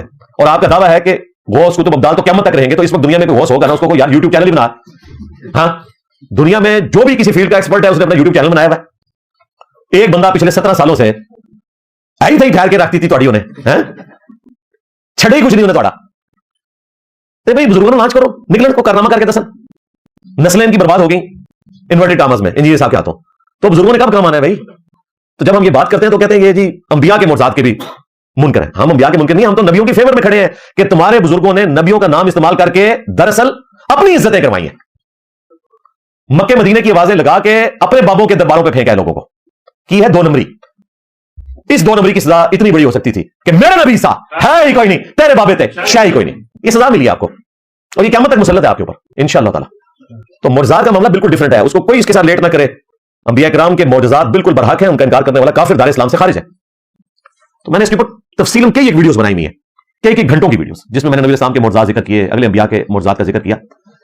ये मैं स्टार्ट में इसको इसलिए क्लैरिफाई कर रहा हूं कि लोग इन मोजज़ात की बुनियाद के ऊपर अपने बाबों की कहानियां मनवाने की कोशिश करते हैं, तो ये बिल्कुल गलत अप्रोच है। दूसरी तरफ वो लोग हैं जो मोजज़ात को साइंटिफिकली साबित करने की कोशिश करते हैं। जी वाकया मेराज जो है आइंस्टाइन ने साबित कर दिया। आइंस्टाइन का बाप भी वाकया मेराज को साइंटिफिकली साबित नहीं करेगा। उसकी वजह यह है कि जो चीज साइंटिफिकली साबित हो जाए, फिजिकल फिनोमेना ऑफ नेचर के अंदर लाई करती हो, वो तो मुर्जा है ही नहीं है, वो तो फिजिकल फिनोमेना है। थ्योरी ऑफ रिलेटिविटी का कोई लेना देना नहीं है वाकया मेराज के साथ। ये धक्के से उसे साबित करने की कोशिश करते हैं। शुक्र अभी तक किसी फिजिक्स के एक्सपर्ट ने नहीं देखी इनकी कोई वीडियो, अगर ये अंग्रेजी में बनाए या उसको अगर उर्दू आती हो तो वो मजाक उड़ाए कि यार ये क्या कर रहे हो। इस तरह साबित होती है चीज। फिर साइंटिफिकली देखना है तो फिर खला में जाने के लिए आपको खलाई लिबास की जरूरत है, वरना तो हर चीज जल के राख हो जाएगी। इसको आप कैसे साबित करेंगे? नबी इस्लाम तो अपने उन्हीं कपड़ों में, कुर्ते में और तहमत में गए हैं, खलाई लिबास तो नहीं पहना। ये मौजज़ा था, और मौजज़ा फिजिकल फिनोमेना ऑफ नेचर, कानून कुदरत जो है, जिनके इल्म को हम साइंस का इल्म कहते हैं, the knowledge obtained through observations and experiments is known as science, वो उसको तोड़ने वाले होते हैं। फिजिकल फिनोमेना ऑफ नेचर के अंदर वो चीज नहीं आती जो मौजज़ा। ये फर्क आपने याद रखना है। ये खामखा लोग करते रहते हैं। वरना खुदा ना खास्ता अगर साइंस ने वही काम करके दिखा दिया जो अंबिया करके दिखाते हैं, तो फिर अंबिया की नबूवत तो स्टेक पे लग गई, फिर तो कोई फर्क ना रहा। अगर साइंस वही काम कर दे जो हजरत ईसा इब्न मरियम ने किया, तो क्या फर्क रह गया? साइंस वही काम कर दे जो मूसा अलैहिस्सलाम ने किया, तो फिर साइंसदान भी दावे पे हमली कर सकते हैं। तो कोई ऐसी चीज साबित नहीं होगी, इसे में रखिएगा। एक एक्सेप्शन आई है दज्जाल की, बुखारी और मुस्लिम में, कि वो एक बंदे को कत्ल करके दोबारा जिंदा करेगा, और वो भी अल्लाह के नबी अलैहि सलाम बता के गया कि वो इम्तिहान के तौर पे होगा, और वो एक दफे कादिर होगा, उसके बाद वो ये काम कर भी नहीं सकेगा। बाकी साइंटिफिकली कोई ऐसी चीज साबित नहीं है कि कोई शख्स मुर्दा जिंदा कर दे, या लाठी को वो सांप बना दे, सांप को दोबारा हाथ लगाए तो लाठी बन जाए। जादूगरों ने जो रस्सियां और लाठियां फेंकी थी, वो कुरान में अल्फाज हैं कि वो सांप नजर आई, है नहीं थी। कुरान में वाज़ेह है कि कोई एक मक्खी भी नहीं बना सकता। तो जादूगरों ने लाठियों को और रस्सियों को सांप कैसे बना लिया था? नहीं बनाया था, आंखों का धोखा था, इल्यूजन था। वो डेविड कॉपरफील्ड भी करके दिखा देता है, एक्चुअल नहीं था। लिहाजा ये मुर्जात का फर्क आपने याद रखना है, क्योंकि मैंने देखा है बाज मुस्लिम स्कॉलर्स को, वो 2-4 साइंस की बातें करके तो फिर उसको मुर्जे को उसमें दाखिल करते हैं। मुर्जा साइंटिफिकली कभी रिप्रोड्यूस हो ही नहीं सकता, इसे में रखिएगा। जिस दिन ये काम हो गया तो आप समझेंगे फिर अंबिया का दावा तो बातिल हो जाएगा, तो ये कभी भी नहीं होगा, इसे में रखिएगा, नेवर। क्योंकि ये वैलिडिटी जो है मुर्जात की, ये क़यामत तक के लिए, इसको चैलेंज नहीं किया जा सकता। कुरान हकीम में अल्लाह के महबूब सल्लल्लाहु अलैहि वसल्लम के 3 मुर्जात आए हैं, बाकी बुखारी और मुस्लिम में दर्जनों आए हैं, मेरी काफी सारी वीडियोस इस पर रिकॉर्ड है। 3 जो बड़े बड़े मुर्जात हैं वो कुरान हकीम में रिपोर्ट हुए हैं। नंबर 1 खुद कुरान, इन्ना नहनु नज़्ज़लना ज़िक्र व इन्ना लहु लहाफ़िज़ून, बेशक हमने इस किताब को नाजिल किया और हम ही इसकी हिफाजत करने वाले हैं। तो ये नबी इस्लाम का मुर्जा है क़यामत तक के लिए, क्योंकि आपकी नबूवत क़यामत तक के लिए, आप आखिरी पैगंबर हैं सल्लल्लाहु अलैहि वसल्लम। बुखारी और मुस्लिम दोनों में हदीस है, अल्लाह ताला ने हर नबी को कोई ना कोई मुर्जा दिया था, और उन मुर्जात की वजह से लोग उन पर ईमान लाते थे। मुझे अल्लाह ताला ने वही का मुर्जा दिया है, और मैं अल्लाह से उम्मीद करता हूं कि सबसे ज्यादा मुत्तबईन क़यामत के दिन मेरी उम्मत से होंगे, क्योंकि मेरा मुर्जा सबसे बड़ा है, यानी कुरान। और वो भी बुखारी और मुस्लिम दोनों में आया कि जन्नतियों का निस्फ उम्मत मुहम्मदिया सल्लल्लाहु अलैहि वसल्लम से होगा, आधे जन्नती। अच्छा, कुरान पढ़ते हुए बार बार मुख्तलिफ सूरतों में यह आयत आती है कि इस नबी को कोई मुर्जा क्यों नहीं दिया गया। हत्ता कि सूरह बनी इसराइल में 9 मुर्जात थे जो काफिरों ने डिमांड किए कि आप ये करके दिखाएं, आप आसमान पर चढ़ के बताएं हमारे सामने, सिर्फ चढ़ने को भी नहीं मानेंगे, आप हमारे सामने किताब लेकर नाजिल हो, आपका कोई बाग हो जिसमें आप नहरें रवां कर दें, आपके लिए सोने का घर बन जाए। तो ये 9 मुर्जात के जवाब में अल्लाह ताला ने फरमाया, तुम फरमाओ मैं बशर हूं, रसूल हूं, मुर्जात तो अल्लाह के पास है। नबी इस्लाम का वाहिद मुर्जा कुरान है। सूरतुल अनकबूत में आया कि नबी इस कुरान के नुज़ूल से पहले ना तो आप किताब में से कुछ पढ़ सकते थे, ना अपने दाएं हाथ से कुछ लिख सकते थे, वरना ये चीज लोगों को शक में मुब्तला कर देती कि ये किताब आपने खुद लिखी है। और फिर ये कहते हैं कि इस नबी को कोई मुर्जा क्यों नहीं दिया गया, इस पे कोई निशानी आयतुन क्यों नहीं नाजिल हुई? तो क्या इनके लिए काफी नहीं है कि सुबह शाम कुरान की आयत इन पे पढ़ी जाती है, यानी कुरान मुर्जा है? तो नबी इस्लाम को अल्लाह ताला चाहता तो सोने का घर बना के दे सकता था, लेकिन अल्लाह ताला ने नहीं दिया। और यहां कहते हैं जी ऊपर देखा तो सोना, नीचे देखा तो सोना। कहानियां सुने, ऐसा तो नहीं होता। सूरह तौबा में आया, ऐ नबी जब ये आपके पास आते हैं गरीब लोग कि ग़ज़वा तबूक में आपके साथ जाना है तो आप हमारी कोई मदद करें, कोई सवारी दे दें, तो तुम कहते हो कि मैं कोई सवारी नहीं पाता जिससे मैं तुम्हारी मदद कर सकूं। تو تم دیکھتے ہو کہ یہ اس حال میں تم سے واپس پلٹتے ہیں کہ ان کی آنکھیں آنسوؤں سے تر ہوتی ہیں اس غم میں کہ ہم غزوہ تبوک میں ساتھ نہیں جا سکیں گے. نبی اسلام نے اوپر دیکھا تو سونا, نیچے دیکھا تو سونا نہیں بنایا. صحابہ کرام نہیں کچھ ساتھ جا سکے کیونکہ آپ نے کہا کہ میں کوئی ایسی چیز نہیں پاتا کہ میں تمہارے لیے سواری کا بندوبست کر سکوں. 30,000 کا لشکر لے کے گئے تھے, اس میں بھی سیدنا عثمان نے سپورٹ کی, لیکن سب کو تو نہیں کیا جا سکتا تھا. اور یہاں بابوں کے دعوے سنے جناب, استنجا کرنے کے لیے بھی ڈھیلا اٹھایا تو وہ بھی سونا بن گیا. ہاں ہمارے مصباحی صاحب, اچھا مصباحی صاحب آج کل بالکل وہی باتیں کر رہے ہیں بہکی جو میں کرتا ہوں. رات کو میں نے ان کی ویڈیو دیکھی ہے, وہ کہہ رہے ہیں یار سیف الملوک انسان کی لکھی ہوئی ہے, آپ لوگ یہ پڑھتے ہو, اللہ کا لکھا ہوا قرآن کیوں نہیں پڑھتے ہو؟ سبحان اللہ. کہتے ہیں رمضان میں قرآن نازل ہوا ہے, ہمارے لوگ سیف الملوک پوری رات پڑھتے ہیں, قرآن کیوں نہیں پڑھتے ہو؟ پھر انہوں نے پوچھا جی کس نے 1 پارہ پڑھا, آج کس نے 10 12 کرتے انہوں نے کہا تکلف نہیں حالت. تو نیچے لوگوں نے کمنٹس کیے ہوئے ہیں کہ لگتا ہے علی بھائی کی ہوا لگ گئی ہے آپ کو. اللہ کا شکر ہے, ہوا ہر جگہ پہنچ رہی ہے الحمدللہ. یہ رقص جو ہے نا, میرے نبی سا ہے ہی کوئی نہیں, تیرے بابے تھے شاہی کوئی مکا چھٹے بابے, اللہ دے فضل. تو بڑی تبدیلی آ رہی ہے. تو نبی اسلام کا معجزہ ہے قرآن, یہ سب سے بڑا معجزہ. قرآن میں جو 3 معجزات ہیں ان میں سے پہلے نمبر کے اوپر. نمبر 2 جو معجزہ ہے وہ شق القمر کا معجزہ قرآن میں رپورٹ ہوا. اقتربت الساعہ وانشق القمر, قریب آ گئی قیامت اور چاند 2 ٹکڑے ہو گیا. اس آیت کے کانٹیکسٹ میں صحیح بخاری صحیح مسلم دونوں میں حدیث موجود ہے کہ نبی اسلام کے مبارک زمانے میں اللہ تعالیٰ نے نشانی کے طور پر چاند کو 2 ٹکڑے کیا اور پھر اسے دوبارہ سے جوڑ دیا. اب وہ ایک معجزہ ہوا تھا, اب یہ کہتے ہیں پتہ نہیں جی چائنا نے سیٹلائٹ بھیجی اور وہاں پہ ایک لکیر نظر آ گئی, کبھی رشیا والوں کو نظر آ گئی. خدا کے لیے اللہ نے اسے توڑ کے دوبارہ جوڑا, لکیر نہیں اس میں نظر آئے گی. ہاں, اور وہ پھر معجزہ ثابت کرنے کی کوشش کرتے ہیں. یہ سائنٹیفکلی چیزیں ثابت نہیں ہو سکتی, یہ فزیکل فینامنا آف نیچر کو توڑنے والی چیز ہے. اور اللہ تعالیٰ جب یہ کرتا ہے تو اس کی قدرت سے کوئی چیز باہر نہیں ہے. ان چیزوں پہ صرف ایمان رکھنا ہے, دیٹس آل. جس اللہ نے ایک بے قدر بیج کو 6 ارب گنا بڑا درخت بنا دیا ہے, ایک انڈے میں سے اتنا خوبصورت چوزا نکال دیا ہے, اور ایک چوزا نہیں اربوں چوزے روزانہ نکل گئے, مرغیوں کے, بطخوں کے, کبوں کے, چیلوں کے. اس کی قدرت سے یہ باقی کام کرنا کیا خارج ہے؟ میں سمجھتا ہوں کہ مردے کا زندہ ہونا یہ چھوٹا معجزہ ہے, انڈے میں سے چوزے کا نکلنا یہ بڑا معجزہ ہے. کیونکہ انڈے کو تو ہم توڑ کے دیکھتے ہیں, اس میں تو چوزا نما کوئی چیز ہی موجود نہیں ہوتی ہے. مردہ تو چلو پھر بھی کوئی لاش ہے نا, وہ زندہ ہو جائے, لیکن یہ معجزہ ہم روزانہ دیکھ رہے ہیں اور ہم عادی ہو چکے ہیں. ایک بال پوائنٹ کے نقطے جتنے انڈے سے ڈریگن فلائی نکلتی ہے, جس کے ایک ڈھیلے میں 25,000 آنکھیں ہوتی ہیں, جسے ہم ہیلی کاپٹر کہتے ہیں. وہ شنوک ہیلی کاپٹر اسی کے ڈیزائن پہ بنا ہے جو 2 پر تیزی سے وہ دونوں طرف ہوتے ہیں اس کے. اور روزانہ اللہ تعالیٰ لاکھوں ڈریگن فلائز پروڈیوس کر رہے ہیں. اس کے لیے چاند کو 2 ٹکڑے کر کے جوڑنا کوئی مسئلہ نہیں ہے. لہٰذا یہ خام خواہ اس حوالے سے سائنس کو بیچ میں گھسیڑنے کی کوشش کرنا. سائنس صرف فزیکل فینامنا آف نیچر کا علم ہے جو آپ کے سامنے ہو رہا ہے, دیٹس آل, اس سے زیادہ نہیں. جو علم الغیب سے تعلق رکھتی ہیں چیزیں یا فزیکل فینامنا آف نیچر کو توڑنے والی چیزیں, ان کا سائنس سے کوئی لینا دینا نہیں ہے. لہٰذا سائنسدان اگر ان چیزوں کا انکار کریں تو وہ حق بجانب ہے, اس اعتبار سے کہ فزیکل فینامنا آف نیچر میں واقعی ایسا ہوتا ہے کہ آگ ہمیشہ جلائے گی. ابراہیم علیہ السلام کو نہیں جلایا تو یہ فزیکل فینامنا آف نیچر کو اللہ نے توڑا ہے. ان کے سامنے نہیں ہوا تو اس لیے وہ انکار کر رہے ہیں. ہم اس لیے مان رہے ہیں کہ قرآن پاک میں جتنی باتیں اس طرح رپورٹ ہوئی صحیح الاسناد احادیث میں, وہ ہمارے ایمان کا حصہ ہے. اور ہم خود ہی کہتے ہیں کہ سائنٹیفکلی یہ چیز ثابت نہیں ہوگی, کیونکہ فزیکل فینامنا آف نیچر کو توڑنے کا نام ہی تو معجزہ ہے. اگر سائنس بھی وہ چیز ثابت کر دے تو معجزہ نہیں رہے گی, انبیاء کی نبوت کا دعوی ختم ہو جائے گا. سمجھ رہے ہیں آپ بات؟ اب آپ دیکھیں گے, مجھے بتائیں, یہ جو بڑے بڑے اسکالر بیٹھ کے تو تھیوری آف ریلیٹیوٹی سے آئنسٹائن کی تو واقعہ معراج بیچ میں داخل کر رہے ہیں, یہ دین کی خدمت کر رہے ہیں, دین کو نقصان پہنچا رہے ہیں. اور یہ بات میں اس لیے کر رہا ہوں کہ میں سائنس کا اسٹوڈنٹ ہوں, ان سے زیادہ آتی ہے سائنس اللہ کے فضل سے. پھر بھی میں کہہ رہا ہوں خدا کے لیے خطرناک کھیل نہ کھیلو. آپ سائنس تو کسی اور چیز کا نام ہے. سائنٹسٹ بالکل صحیح جگہ کھڑے ہیں, اس اعتبار سے وہ کہہ رہے ہیں فزیکلی یہ چیز پاسبل نہیں ہے. بالکل صحیح کہہ رہے ہیں, ہمارا بھی یہی دعویٰ ہے کہ انبیاء وہ کام کر کے دکھاتے ہیں جو فزیکلی امپاسبل ہوتا ہے, تبھی تو وہ معجزہ ہوتا ہے. اگر سائنٹسٹ بھی اس چیز کو کر کے دکھا دے تو معجزہ کیسے ہوگا؟ پھر نبی میں اور غیر نبی میں فرق کہاں رہ جائے گا؟ تیسرا معجزہ الاسراء والمعراج, جس کو آج ہم ڈسکس کرنے کے لیے بیٹھے ہوئے ہیں. پبلک میں ویسے یہ واقعہ معراج کے نام سے مشہور ہے, لیکن یہ اصلاً ہے الاسراء والمعراج. نبی اسلام کا الاسراء رات کا سفر, والمعراج اور آسمانوں کا سفر, یہ 2 چیزیں ہیں مل کے یہ معجزہ بنتا ہے. الاسراء ہے بیت اللہ سے لے کر بیت المقدس تک, مسجد ایلیا یروشلم, اور المعراج ہے یروشلم سے 7 آسمانوں کا سفر, الٹیمیٹلی سدرۃ المنتہا پہ جا کے وہ سفر اینڈ ہوا. اس کے اوپر جو کچھ بیان کیا جاتا ہے بالکل جھوٹ کہانی ہے. اینڈ سدرۃ المنتہا ہے, اس سے اوپر کوئی مخلوق نہیں جا سکتی, نہ کوئی فرشتہ جا سکتا ہے, نہ کوئی پیغمبر جا سکتا ہے. وہ انشاءاللہ تعالی میں آج بخاری اور مسلم سے انشاءاللہ ثابت بھی کروں گا. تو یہ الاسراء والمعراج کا معجزہ, اس کی کوئی تاریخ رپورٹ نہیں ہوئی ہے جو 27 رجب کو مناتے ہیں, کیونکہ پبلک میں مشہور ہے. اس لیے میں رجب کے مہینے میں آج 21 رجب 1447 ہجری میں بیٹھ کے اس کو ڈسکس کر رہا ہوں بمطابق 11 جنوری 2026, کیونکہ آج کل یہ ڈسکشن ہو رہی ہے. ویسے اس کی کوئی تاریخ رپورٹ نہیں ہوئی, سال بھی اس کا کوئی ایسا رپورٹ نہیں ہوا. یہ ہجرت مدینہ سے جسٹ پہلے کا واقعہ ہے. اور واقعہ طائف جو ہوا ہے, نبی اسلام کو تکلیف اٹھانی پڑی سفر طائف میں, اس کے بعد کا واقعہ. آپ اسلام کی دلجوئی کے لیے اللہ تعالیٰ نے اتنا بڑا معجزہ آپ کے ساتھ کیا الحمدللہ. اور ظاہر یہ معجزہ تھا تو یہ جسمانی بھی تھا اور روحانی بھی تھا. اگر صرف یہ خواب کا ایکسپیرینس ہوتا پھر کافر بھی مان لیتے. کافروں نے انکار اس لیے کیا کہ نبی اسلام نے اس کا فزیکل دعویٰ کیا تھا. اس حوالے سے جو سیدہ عائشہ سلام اللہ علیہا کا قول پیش کیا جاتا ہے یا حضرت معاویہ رضی اللہ تعالیٰ عنہ کا قول پیش کیا جاتا ہے وہ بالکل جھوٹی روایتیں ہیں، اصول محدثین پہ کوئی ثابت نہیں ہے کہ نبی الاسلام کو خواب میں معراج ہوئی. اگر ان روایتوں کو کسی نے صحیح ماننا ہے تو وہ خواب والی معراج ہے تو بخاری مسلم میں بھی ثابت ہے. آپ علیہ السلام کو کئی دفعہ خواب میں کئی مناظر دکھائے گئے ہیں، ایک دفعہ معراج نہیں ہوئی، کئی دفعہ ہوئی ہے. لیکن یہ الاسراء والمعراج، آپ کے رات کا سفر اور آسمانوں کا سفر، یہ قرآن پاک میں بھی رپورٹ ہوا اور صحیح الاسناد احادیث کے اندر بھی رپورٹ ہوا.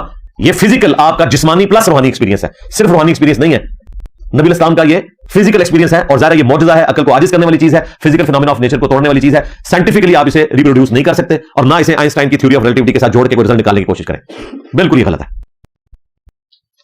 علمی پوائنٹ نمبر 2، سورہ آل عمران میں اللہ تعالیٰ نے انبیاء کرام علیہ السلام سے جو عہد لیا تھا ان کی روحوں سے، اس کا ذکر کیا کہ میں جب کبھی بھی تمہیں نبوت اور حکمت دے کر بھیجوں اور پھر تمہاری موجودگی میں کوئی اور اللہ کا پیغمبر آ جائے تو تم نے اس پر ایمان بھی لانا ہے، اس کی مدد بھی کرنی ہے، اس کی تصدیق بھی کرنی ہے. اور پھر اتنا گاڑا فتویٰ آیا کہ اگر کوئی اس عہد سے پھرے گا تو اس کے لیے یہ وعید کا معاملہ ہوگا. سورہ ال عمران میں اللہ تعالیٰ نے واضح یہ چیز انبیاء کرام سے عہد کے طور پر لے لی تھی. اسی کی پریکٹیکل اپلیکیشن ہے کہ سیدنا یحییٰ علیہ السلام نے سیدنا عیسیٰ علیہ السلام کی تصدیق کی، کیونکہ دونوں ایک زمانے میں. ہمارے نبی الاسلام کے زمانے میں کوئی اور پیغمبر نہیں آیا، آپ خود آخری پیغمبر ہیں، لیکن اللہ تعالیٰ نے تمام انبیاء کو آپ کی وجہ سے یروشلم میں مسجد ایلیا بیت المقدس میں اکٹھا فرمایا. صحیح مسلم میں آتا ہے شب معراج کی رات آپ نے سب کی امامت فرمائی، اسی وجہ سے ہم آپ علیہ السلام کو امام الانبیاء بھی کہتے ہیں. اور اس عہد کی اس اعتبار سے تکمیل بھی ہوگی کہ تمام انبیاء نے آپ کے پیچھے نماز پڑھ کے آپ کی تصدیق کر دی. الاسراء یعنی رات کا سفر اور المعراج یعنی آسمانوں کا سفر، یہ دونوں قرآن میں رپورٹ ہوئے ہیں. الاسراء کے نام کے اوپر تو سورت ہے، سورۃ الاسراء، جسے سورہ بنی اسرائیل بھی کہتے ہیں. 15 نمبر پارہ سٹارٹ ہی اس سے ہوتا ہے. سبحان الذی اسریٰ بعبدہ لیلا من المسجد الحرام الی المسجد الاقصی، پاک ہے وہ ذات جو لے گئی اپنے بندے خاص کو راتوں رات بیت اللہ سے بیت المقدس اقصی دور کی مسجد کی طرف، تاکہ وہ اپنے بندے خاص کو وہ نشانیاں دکھائے جو اس کی قدرت کی خاص نشانی ہے. وہ نبی الاسلام نے آبزرو کی، انشاءاللہ تعالی ہم آج ڈسکس بھی کریں گے. یہ رات کا سفر سورہ بنی اسرائیل کے سٹارٹ میں رپورٹ ہوا اور ہوا اپنے بندے خاص کو، بندے خاص کو روحانی طور پر نہیں، روحانی پلس جسمانی طور پہ، ورنہ تو ہوتا کہ اپنے بندے کو خواب دکھائی، یہ نہیں آیا. بندے کو سیر کروائی تو ظاہر فزیکل سیر ہے. المعراج یعنی آسمانوں کا ذکر وہ سورۃ النجم میں آیا، جس کا کلائمیکس ہے فَكَانَ قَابَ قَوْسَيْنِ أَوْ أَدْنَىٰ فَأَوْحَىٰ إِلَىٰ عَبْدِهِ مَا أَوْحَىٰ. انشاءاللہ اس کے اوپر میں تفصیل سے بعد میں ڈسکشن کرتا ہوں. صحیح بخاری میں کم از کم 3 احادیث ہیں جو تفصیلاً واقعہ معراج کو بیان کرتی ہیں. انٹرنیشنل نمبر کے مطابق 3887، اس میں تو ہیڈنگ امام بخاری نے باندھی ہے واقعہ معراج کی. 3207 اور 7515 یہ تفصیلاً ہے. اور مسلم شریف کے اندر 37 احادیث ہیں، 411 سے لے کر 447 تک. مشکات المصابیح کے اندر بھی ایک چیپٹر ہے معراج کا 5862 سے 5867 تک، اور اس کے جو باقی ٹاپکس ہیں وہ الگ سے چیپٹرز ہیں. دیدار الہی کا چیپٹر الگ سے ہے، معجزات کا چیپٹر الگ سے ہے. اور حافظ ابن کثیر نے جو تفسیر ابن کثیر لکھی ہے اس میں سورہ بنی اسرائیل کی سٹارٹ کی آیات کے کانٹیکسٹ میں وہ ساری حدیثیں آپ کو ایک جگہ مل جائیں گی. یہ میں ان لوگوں کے لیے بیان کر رہا ہوں کہ جو پڑھنے سے شغف رکھتے ہیں کہ وہ تفصیلاً ان چیزوں کو وہاں سے پڑھ لیں. باقی اس پہ اجماع امت ہے کہ یہ نبی الاسلام کا جسمانی پلس روحانی ایکسپیرینس ہے. جن لوگوں کو اس معاملے میں وہم لاحق ہوا ہے وہ اجماع امت سے ہٹ کے ہیں. خواب والی معراج الگ سے بخاری مسلم میں رپورٹ ہوئی ہے کئی مواقع کے اوپر. نبی الاسلام کو جنت بھی دکھائی گئی، جہنم بھی دکھائی گئی.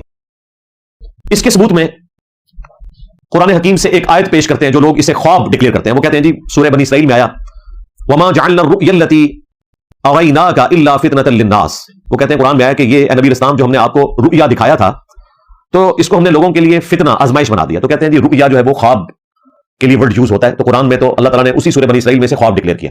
رؤیا صرف خواب دیکھنے کو رؤیا نہیں بولا جاتا، آنکھوں کے نظارے کو بھی رؤیا بولا جاتا ہے.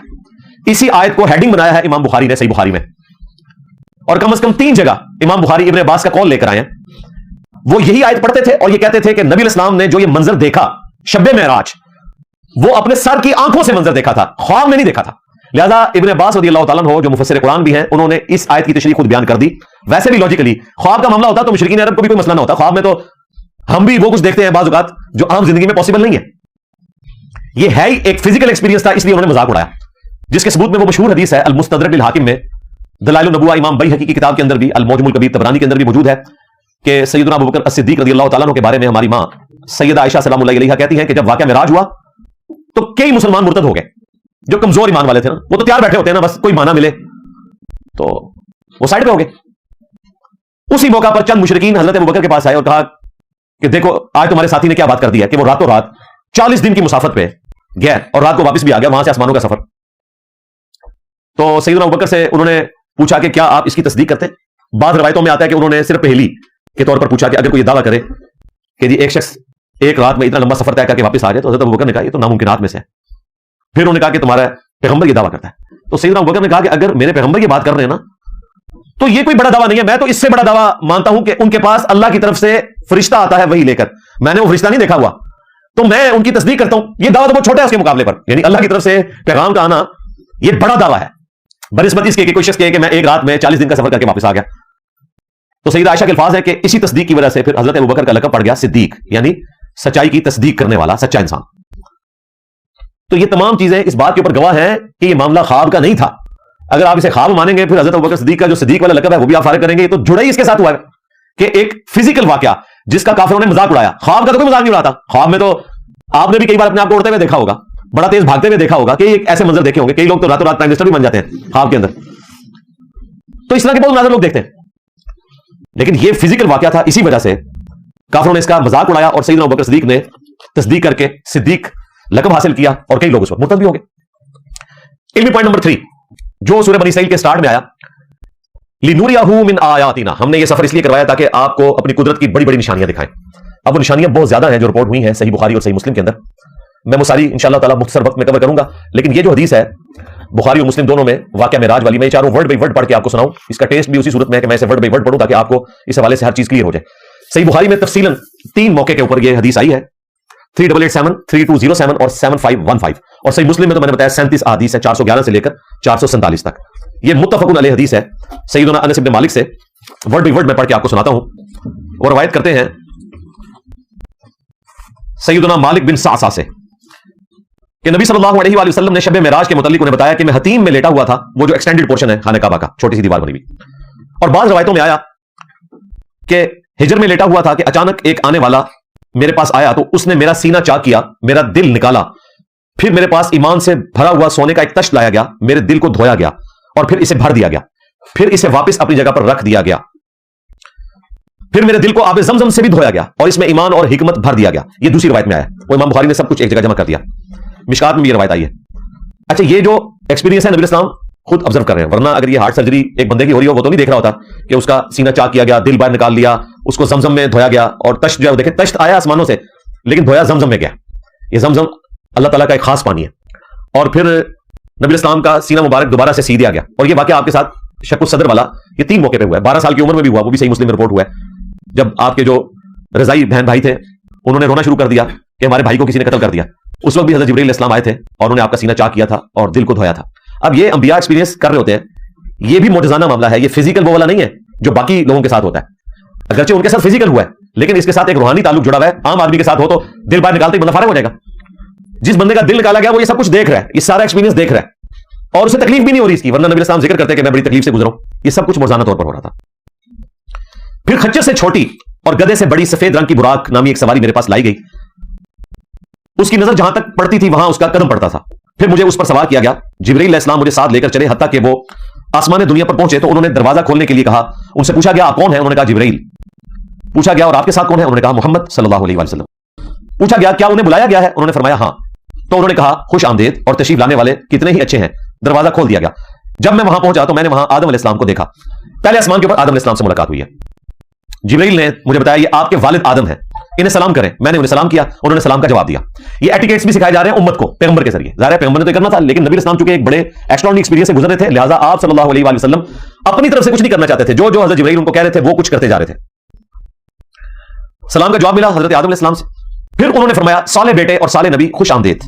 پھر جبرائیل مجھے اوپر لے کر گئے حتیٰ کہ وہ دوسرے آسمان پر پہنچے. انہوں نے دروازہ کھولنے کے لیے کہا. پوچھا گیا کون؟ انہوں نے فرمایا جبرائیل. پوچھا گیا آپ کے ساتھ کون؟ کہا محمد. پوچھا گیا کہ ان کی طرف سے کسی کو بھیجا گیا تھا؟ فرمایا ہاں. یعنی وہی بات رپیٹ ہوئی کہ یہ مہمان بن کر آئے, خود نہیں آئے. خوش آمدید, آنے والے کتنے ہی اچھے ہیں. دروازہ کھول دیا گیا. جب میں وہاں پہنچا تو یحییٰ اور عیسیٰ علیہ السلام سے ملاقات ہوئی. یہ دونوں خالازاد ہیں, یہ بھی نبی اسلام نے ذکر کیا. حضرت یحییٰ نے تصدیق کی تھی عیسیٰ ابن مریم کی. سیدنا یحییٰ بن زکریا علیہ السلام, جان دا بیپٹسٹ کرسچنز کے ہاں انہیں کہا جاتا ہے, اور کرسچنز کے ہاں آخری پیغمبر یہی ہے. عیسیٰ ابن مریم کو تو پیغمبر نہیں مانتے, وہ تو گاڈ مانتے ہیں ان کو. اور یحییٰ بن زکریا کے بعد جس نے بھی دعوی پیغمبری کیا اس کو وہ اینٹی کرائسٹ کہتے ہیں. اور یہی وہ چیز تھی جو میں بیان کر رہا تھا، تو انہوں نے پکڑ کے ایک فتوا بنا دیا، پیورلی دینی مسئلہ. خیر وہ انشاءاللہ تعالی یہ سب جوڈیسی معاملہ حل ہو جائے تو پھر میں مزید نظراتی کونسل کی کلاس لوں گا انشاءاللہ. ان کا علمی لیول تو پتہ چل چکا ہے. اچھا جی، اسی طریقے سے تیسرے آسمان کے اوپر بھی وہی ایپیسوڈ ریپیٹ ہوا، پوچھا گیا، بتایا گیا. اور پھر جبریل علیہ السلام نے تیسرے آسمان کے اوپر جب دروازہ کھلا تو حضرت یوسف علیہ السلام سے ملاقات ہوئی. تو آپ علیہ السلام کو کہا کہ یوسف کو سلام کریں، تو سلام کیا. تو حضرت یوسف علیہ السلام نے جواب دیا اور کہا کہ صالح بھائی اور صالح نبی خوش آمدید. بیٹے کا ورڈ صرف حضرت آدم علیہ السلام نے استعمال کیا، باقی سب نے کہا ہے بھائی اور نبی. پھر چوتھے آسمان کا ذکر ہوا، اس میں بھی یہ الفاظ ریپیٹ ہیں، اور وہاں پر حضرت ادریس علیہ السلام سے ملاقات ہوئی. پھر پانچویں آسمان پر ملاقات ہوئی سیدنا ہارون علیہ السلام سے، اور چھٹے آسمان کے اوپر سیدنا موسیٰ علیہ السلام سے. یہ میں ٹائم بچانے کے لیے وہ سارے الفاظ جو ہے ریپیٹ نہیں کر رہا کیونکہ وہ الفاظ سیم ہوئی ہیں، لیکن یہاں پہ ایک ایکسٹراڈنری واقعہ ہوا. موسیٰ علیہ السلام نے کہا کہ صالح بھائی اور صالح نبی کو خوش آمدید. جب میں ان سے آگے بڑھا یعنی ساتویں آسمان کے لیے، تو موسیٰ علیہ السلام رونے لگے. ان سے پوچھا گیا آپ کیوں رو رہے ہیں؟ انہوں نے کہا کہ میں اس لیے روتا ہوں کہ یہ نوجوان میرے بعد مبعوث کیا گیا اور اس کی امت جنت میں جانے والے افراد میری امت کے جنت میں جانے والے افراد سے بہت زیادہ ہوں گے. یعنی موسیٰ علیہ السلام خود صاحب امت ہیں، 12 لاکھ کا تو لشکر لے کے نکلے ہیں، لیکن یہ امت جو ہے آج دیکھ لیں ماشاءاللہ 1.25 ارب کے قریب مسلمان. اتنی بڑی تعداد تو کسی اور پیغمبر نے سوچی بھی نہیں تھی، ختم نبوت کی برکت سے، قرآن کی برکت سے. تو حضرت موسیٰ علیہ السلام کو یہ آپ سمجھ لیں رشک ہوا، اس کو ہم جیلسی نہیں بولیں گے، رشک ہوا نبی علیہ السلام کی ذات کے اوپر کہ یہ بعد میں آئے اور اتنے زیادہ ان کے فالوور جنت میں جائیں گے. وہ میں نے بتایا نا بخاری مسلم ہے کہ جنتیوں کا نصف جو ہے وہ اس امت سے ہوگا. پھر مجھے ساتویں آسمان پر لے جایا گیا. جبریل نے دروازہ کھولنے کے لیے درخواست کی تو پوچھا گیا کون؟ فرمایا جبریل. پوچھا گیا آپ کے ساتھ کون؟ فرمایا محمد صلی اللہ علیہ وسلم. پوچھا گیا کیا ان کی طرف پیغام بھیجا گیا تھا؟ فرمایا ہاں. اب یہ ایس او پی فالو ہو رہا ہے، یہ نہ سمجھے کہ ان کو نہیں پتا، سب کو پتا تھا، لیکن ایس او پی یہی ہے. آپ جج کے سامنے جب پیش ہوتے ہیں نا جوڈیشری میں، تو وہ ایف آئی آر پڑھ کے بتائی جاتی ہے، بندہ سامنے موجود ہوتا ہے، پھر اسے پوچھتے ہیں ابھی تمہارا نام کیا ہے، تم یہی ہو، وہ سب کچھ پتا ہوتا ہے، بتا دیا جاتا ہے، لیکن ایک ایس او پی کو فالو کیا جاتا ہے. خوش آمدید، کتنے ہی اچھے آنے والے ہیں. جب میں وہاں پہنچا تو وہاں حضرت ابراہیم علیہ السلام تشریف فرما تھے. جبریل نے کہا یہ تمہارے باپ ابراہیم ہیں، انہیں سلام کریں. چنانچہ میں نے انہیں سلام کیا تو انہوں نے سلام کا جواب دیا. پھر فرمایا صالح بیٹے اور صالح نبی کو خوش آمدید. پھر مجھے سدرۃ المنتہا تک لے جایا گیا. اس کے میوے بیر کے مٹکوں کی طرح ہیں، اس کے پتے ہاتھی کے کانوں کی طرح. انہوں نے بتایا یہ سدرۃ المنتہا ہے، یعنی مخلوق کی انتہا. وہاں 4 نہریں تھیں، 2 باطنی تھی، 2 ظاہری تھیں.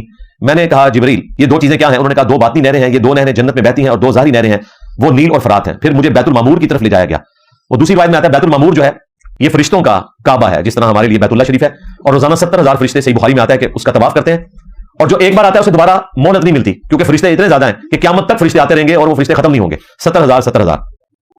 پھر میرے پاس شراب، دودھ اور شہد کا برتن لایا گیا. میں نے دودھ والا برتن اٹھا لیا تو حضرت جبریل نے کہا یہ وہ فطرت ہے جس پر آپ اور آپ کی امت ہے.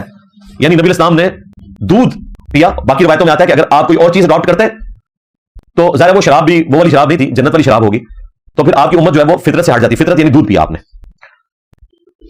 پھر مجھ پر دن میں 50 نمازیں فرض کی گئیں. میں واپس آیا اور موسیٰ علیہ السلام کے پاس سے گزرا تو انہوں نے پوچھا آپ کو کیا ملا؟ میں نے کہا کہ ہر روز 50 نمازیں. انہوں نے فرمایا آپ کی امت ہر روز 50 نمازیں پڑھنے کی طاقت نہیں رکھے گی. اللہ کی قسم میں آپ صلی اللہ علیہ وسلم سے پہلے لوگوں کا تجربہ کر چکا ہوں، اور بنی اسرائیل کا مجھے سخت تجربہ ہو چکا ہے. اپنے رب کے پاس دوبارہ جائیں اور اپنی امت کے لیے تخفیف کی درخواست کریں. یہ نبی اسلام پھر بار بار گئے اللہ تعالیٰ کے پاس، لیکن اس میں یہ ذکر نہیں ہے کہ اللہ تعالیٰ کو دیکھا. اللہ تعالیٰ کے ساتھ ملاقات ہو رہی ہے، اور ملاقات کے لیے دیکھنا شرط نہیں. میں اس ٹاپک کو انشاءاللہ اینڈ پہ علمی پوائنٹ نمبر 5 میں ڈسکس کر لوں گا. پھر 10 کم کر دی گئی. پھر میں موسیٰ علیہ السلام کے پاس آیا، انہوں نے پھر وہی بات کی. پھر میں واپس گیا، پھر 10 نمازوں کی تخفیف ہوئی. یوں کرتے کرتے الٹیمیٹلی 5 رہ گئی. پھر بھی موسیٰ علیہ السلام نے کہا کہ نہیں یہ 5 بھی زیادہ ہے، ایک پھر ہی رہ گیا سیدھے کام مک جانا سی. لیکن نبی السلام نے کہا کہ میں اپنے رب سے تخفیف نماز کے لیے اتنی مرتبہ سوال کر چکا ہوں، اب مجھے حیا آتی ہے کہ میں واپس جاؤں. میں اپنے رب سے راضی ہوں اور اسی کو تسلیم کرتا ہوں. کاش امت بھی حیا کرے اور اپنے نبی کی لاج رکھے اور 5 وقت کی نماز پڑھ لے. جب میں وہاں سے چلا تو آواز دینے والے نے آواز دی کہ میں نے 5 نمازوں کا اپنا فریضہ جاری کر دیا اور اپنے بندوں پر تخفیف فرما دی. تخفیف یہ کی کہ 50 سے 5 ہوگی. اور دوسری روایت میں بخاری مسلم میں آتا ہے کہ پڑھو گے 5 لیکن ثواب 50 کا ملے گا، کیونکہ سورۃ الانعام میں ہے کہ ایک نیکی 10 کے برابر ہے. تو 5 ملٹیپلائڈ بائی 10 ثواب آپ کو 50 کا ملے گا. اللہ تعالیٰ نے اپنی بات بھی رکھ لی اور نبی الاسلام کی سفارش بھی قبول کر لی. ہمارے لوگ اب اس واقعے میں سے نکالتے ہیں کہ حضرت موسیٰ علیہ السلام فوت ہو چکے تھے تو مدد کی. اس سے یہ ثابت ہوتا ہے کہ جو بندہ فوت ہوا ہے آپ اسے مدد مانگ سکتے ہیں.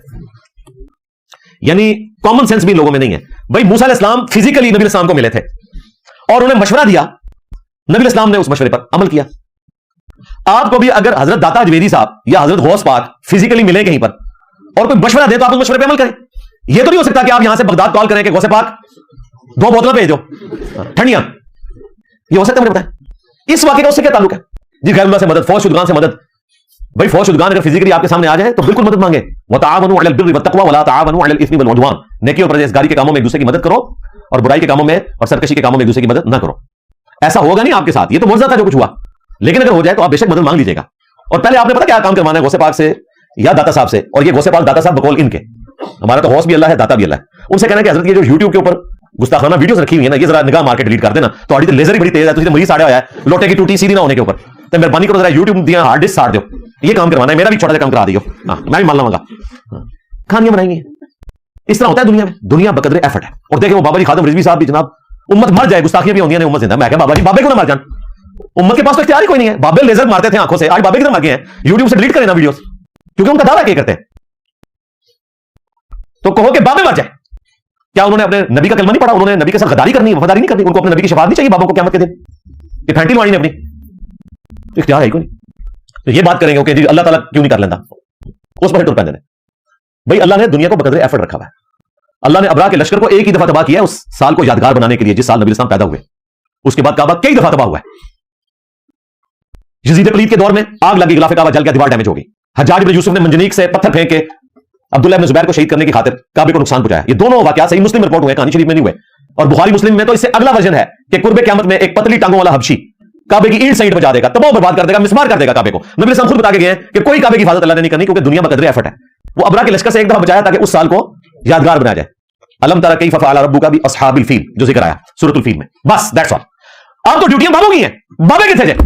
ہاں میرے نبی سا ہے ہی کوئی نہیں، تیرے بابے تھے شے ہی کوئی نہیں. لیکن نبی اسلام نے ہر چیز آپ کو کرسٹل کلیئر بتا دی ہے کہ کعبہ تو تباہ کرے گا ایک حبشی، تاکہ میرے کسی امتی کو وہم نہ آئے کہ نگاہ مار کے کوئی کچھ کر سکتا ہے اور دھوکہ دینے کی کوئی کوشش کرے. کلیئر کٹ بتا دیا. اور پھر واقعات ہوئے میں یزید پلید کا واقعہ، حجاج بن یوسف پلید کا واقعہ، یہ فزیکلی ہو چکے ہیں بابے کی طرح. تو دعوے نہ کیا کریں، ادروائز پھر وہ چیزیں پروڈیوس کر کے آپ کو بتانی پڑیں گی. تو واقعہ معراج میں سے یہ چیزیں نکالتے ہوتے تھے. تو میں نے اس لیے اس کو ساتھ کلیئر کر دیا. پھر کہتے ہیں جی وہ دیکھیں جی موسیٰ علیہ السلام جو ہے وہ وہاں پہ آسمانوں پہ بھی تھے. اور صحیح مسلم میں آتا ہے کہ نبی الاسلام نے شب معراج ہی، صحیح مسلم میں 2 حدیثیں ہیں، سفر کے دوران سرخ ٹیلے کے پاس اپنی قبر میں انہیں نماز پڑھتے ہوئے دیکھا. اور صحیح مسلم میں آتا ہے پھر بیت المقدس میں جب امامت کروائی اس وقت بھی سارے انبیاء وہاں جمع تھے. اور بخاری مسلم میں آیا کہ جب آسمانوں پہ گئے تو وہاں پہ بھی انبیاء موجود تھے. کہتے ہیں جی اسے انبیاء کا حاضر و ناظر ہونا ثابت ہو گیا. بھئی یہ سب کچھ روحانی ایکسپیرینس تھا، اس کا موڈ برزخی ہے، یہ فزیکل نہیں ہے. بھائی غوث پاک کے بارے میں تو آپ کو بتاتے ہیں کہ ایک روزے کی افطاری انہوں نے 40 جگہ کی.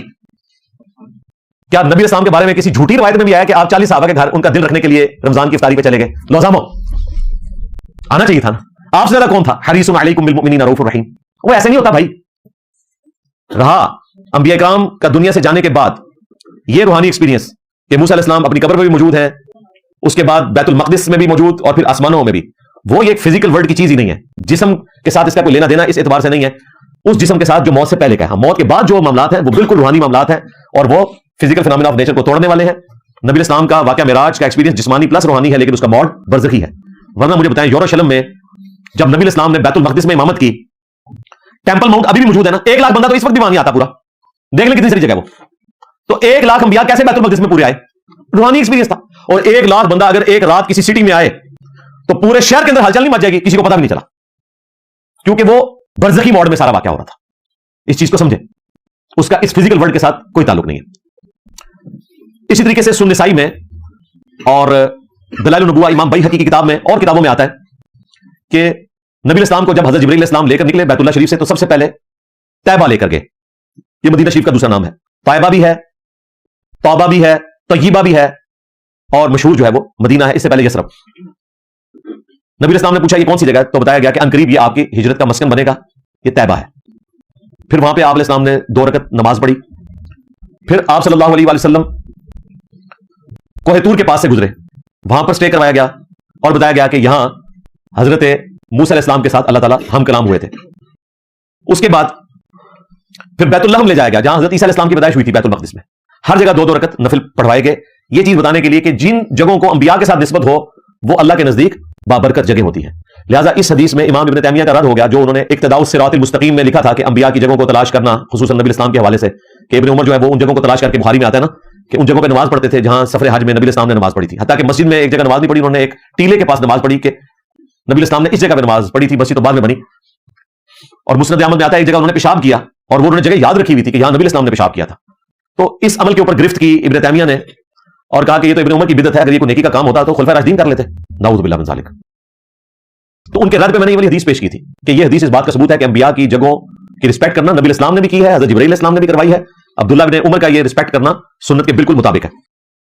اسی طریقے سے بخاری مسلم میں آتا ہے نبی اسلام کو شب معراج دجال بھی دکھایا گیا، عیسیٰ ابن مریم بھی دکھائے گئے طواف کعبہ کرتے ہوئے. اور پھر दारोगा जहन्नम मालिक के साथ भी मुलाकात हुई। नबी इस्लाम कहते हैं वो मेरे पीछे खड़े थे, मुझे जिब्रील ने कहा ये आपके पीछे जहन्नम का दारोगा खड़ा है, मालिक इसको सलाम करें। तो हुजूर कहते हैं मैं जब पीछे मुड़ के उसकी तरफ मुतवज्जह हुआ तो इससे पहले कि मैं उसे सलाम करता उसने खुद मुझे सलाम किया, तो फिर मैंने उसके सलाम का जवाब दिया। सलाम है जी हजरत मालिक को, ड्यू रिस्पेक्ट दी प्रॉफिट को सल्लल्लाहु अलैहि वसल्लम। बुखारी मुस्लिम में हदीस है कि जब नबी इस्लाम सफे मेराज से वापस आए तो काफिरों ने आप इस्लाम से सवाल पूछने शुरू कर दिए कि अच्छा आप रात को बैतुल मक़दिस गए थे, बताएं बैतुल मक़दिस के कितने दरवाजे हैं, बिल्डिंग को कौन सा रंग हुआ है, कितनी सीढ़ियां हैं। अब जो बंदा जिंदगी में एक दफा गया है वो ये चीजें तो नहीं नोट करता। मैंने अपनी अकेडमी की सीढ़ियां पिछले 5 सालों में सैकड़ों दफा चढ़ी हैं, अगर आप मुझसे पूछे कितनी सीढ़ियां तो मैं तो नहीं बता सकता, और नबी इस्लाम तो गए एक दफा थे। तो आप फरमाते हैं कि मैं जवाब नहीं दे सका तो काफिरों ने मुझे झुठलाना शुरू कर दिया और मैं इतना परेशान हुआ कि मैं ऐलान नबूवत के बाद कभी इतना परेशान नहीं हुआ था कि मैं इनको जवाब नहीं दे पा रहा और ये मेरा मजाक उड़ाएंगे। इतने में अल्लाह ताला ने यौरशर्म पूरे का पूरा उठा के मेरी निगाहों के सामने कर दिया।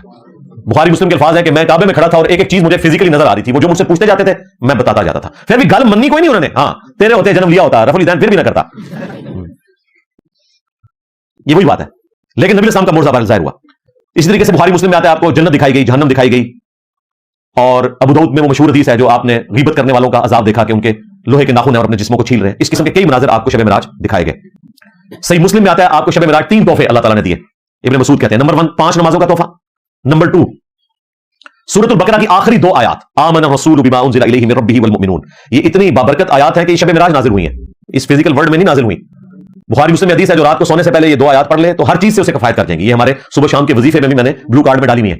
और तीसरा तोहफा कि आपका जो उम्मती इस हाल में दुनिया से गया कि उसने शिरक ना किया तो उसकी मग़फ़िरत की गारंटी है। ये शब मिराज तीसरा तोहफा मिला, लेकिन ये कोई आसान काम नहीं है, हाँ ज़हन में रखिएगा। शिरक से आजाद होना, क्योंकि उम्मत की अक्सरियत जो है वो इस किस्म की एक्टिविटीज में मुब्तला है, वो अलग से एक टॉपिक है। मुझे तुमसे शिरक का खौफ नहीं, बुखारी मुस्लिम की हदीस मैंने उसकी तशरीह बयान की है, वो आप देख लीजिएगा। बहरहाल गारंटी है जो शिरक ना करता हो उसके लिए मग़फ़िरत की बिशारत है। बुखारी मुस्लिम हदीस है अल्लाह ताला ने हर नबी को एक दुआ दी थी, उसने दुनिया में कर ली और वो मकबूल दुआ थी। नूह अलैहिस्सलाम ने की, उनकी कौम बर्बाद हो गई। मैंने अपनी दुआ अपने हिस्से की संभाल के रखी है, मेरी दुआ से क़यामत वाले दिन मेरे हर उम्मती को नफा पहुंचेगा सिवाय उसके कि जिसने शिरक किया हुआ। तो यानी पूरी उम्मत के लिए शफाअत है सिवाय मुशरिक के। इसलिए मैं कहता हूं शिरक is the most sensitive issue in the site of अल्लाह। सही मुस्लिम हदीस है कि जिसके जनाजे में 40 ऐसे बंदे शरीक हों जो शिरक न करते हो, अल्लाह ताला उनकी शफाअत उस बंदे के हक में कबूल कर लेगा, उसकी मग़फ़िरत हो जाएगी। ये बड़ी खुशनसीबी वाली बात है। अब मुझे बताएं जनाजा कौन पढ़ता है? मुसलमान। तो ये कहने की जरूरत क्यों पड़ी कि 40 ऐसे बंदे शरीक हों जो शिरक ना करते हो? इसलिए जरूरत पड़ी कि कलमा गो मुसलमान भी मुशरिक हो सकता है, काफिर भी हम उसे बोलते हैं लेकिन कलमा गो मुशरिक हो सकता है। तो ये हमारी ख्वाहिश होनी चाहिए कि हमारे जनाजे में ऐसे लोग शरीक हों जो शिरक ना करते हो। हमारे दोनों उस्ताद, बल्कि तीनों उस्ताद, मैंने तीनों का जनाजा पढ़ा है, हजारों लोग थे और उसमें अल्हम्दुलिल्लाह हजारों ऐसे थे जिनकी तौहीद 24 कैरेट सुना थी, 24 कैरेट सोना। डॉक्टर सरार साहब रहमहुल्लाह ताला, उसके बाद मौलाना इसाक साहब रहमतुल्लाह ताला और शेख ज़ुबैर ज़ई रहमहुल्लाह ताला, तीनों के जनाजों में हजारों लोग थे और मुवाहिदीन थे। बड़ी खुशनसीबी वाली बात है भाई। बड़ा जनाजा तो और लोगों का भी हुआ है लेकिन बाबों को पुकारने वाले उसमें शामिल होते हैं। एक अल्लाह के पुकारने वाले किसी के जनाजे में हजारों की तादाद में हो तो बहुत बड़ी खुशनसीबी है। सही बुखारी में है कि सिदरतुल मुंतहा पे मुझे ले जाया गया, हत्ता कि मैंने कलम चलने की आवाज भी सुनी, जो लोहे महफूज पे कलम चलती है उसकी आवाज भी सुनी, और ये आपका आखिरी मुकाम था, इसके ऊपर आप नहीं गए। ये झूठ मशहूर है जो हमारे बरेलवी और देवबंदी उलमा बयान करते हैं कि अल्लाह ताला के अर्श पे नबी इस्लाम चले गए, फिर उसमें मजीद नमक मिर्च डालते हैं वो और कहते हैं कि जी वो नबी इस्लाम जूतियों समेत चले गए, जूतियां उतारने लगे तो अल्लाह ताला फरमाया कि नहीं जूतियां उतारने की जरूरत नहीं है, जूतियों समेत आए। ये इतनी बड़ी गप है कि आमज़ बरेलवी साहब ने अहकाम शरीयत में खुद लिखा है कि महज झूठ और बातिल है कि नबी इस्लाम जो है वो अर्श पे जूतियों समेत गए हैं। अर्श पे जाने को वो मानते हैं लेकिन इस झूठ को नहीं मानते कि जूतियों समेत गए। हालांकि बुखारी मुस्लिम में वाज़ेह मौजूद है सिदरतुल मुंतहा, उसका मतलब ही मुंतहा इंतहा है। यहां पता नहीं कहानियां बनाई है कि नबी इस्लाम ने हज़रत जिब्रील इस्लाम को कहा कि आप भी साथ चले, तो उन्होंने कहा मेरे पर जल जाएंगे।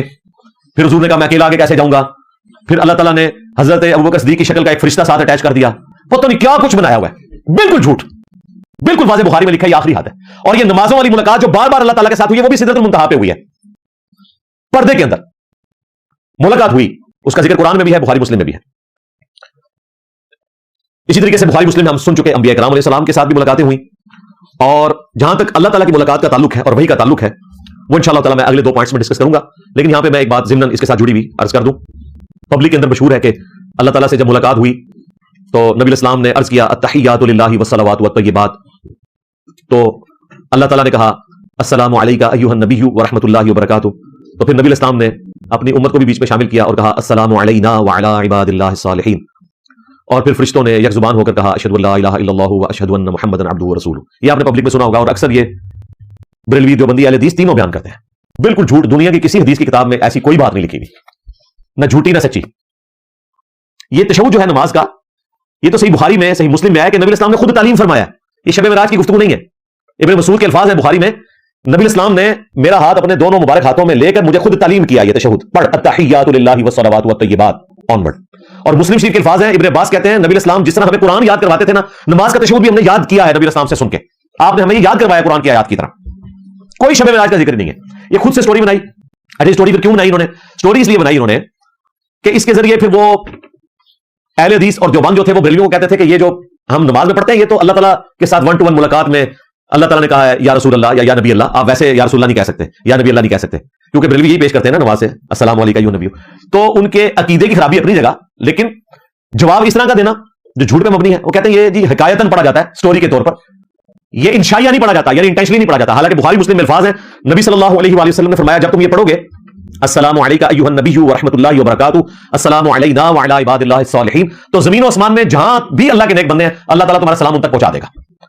بخاری مسلم میں لکھا ہوا ہے کہ السلام علیکم ایھا النبی یا السلام علیکم یا نبی اللہ. اس کا عقیدہ کیا ہے کہ اللہ پہنچا رہا ہے.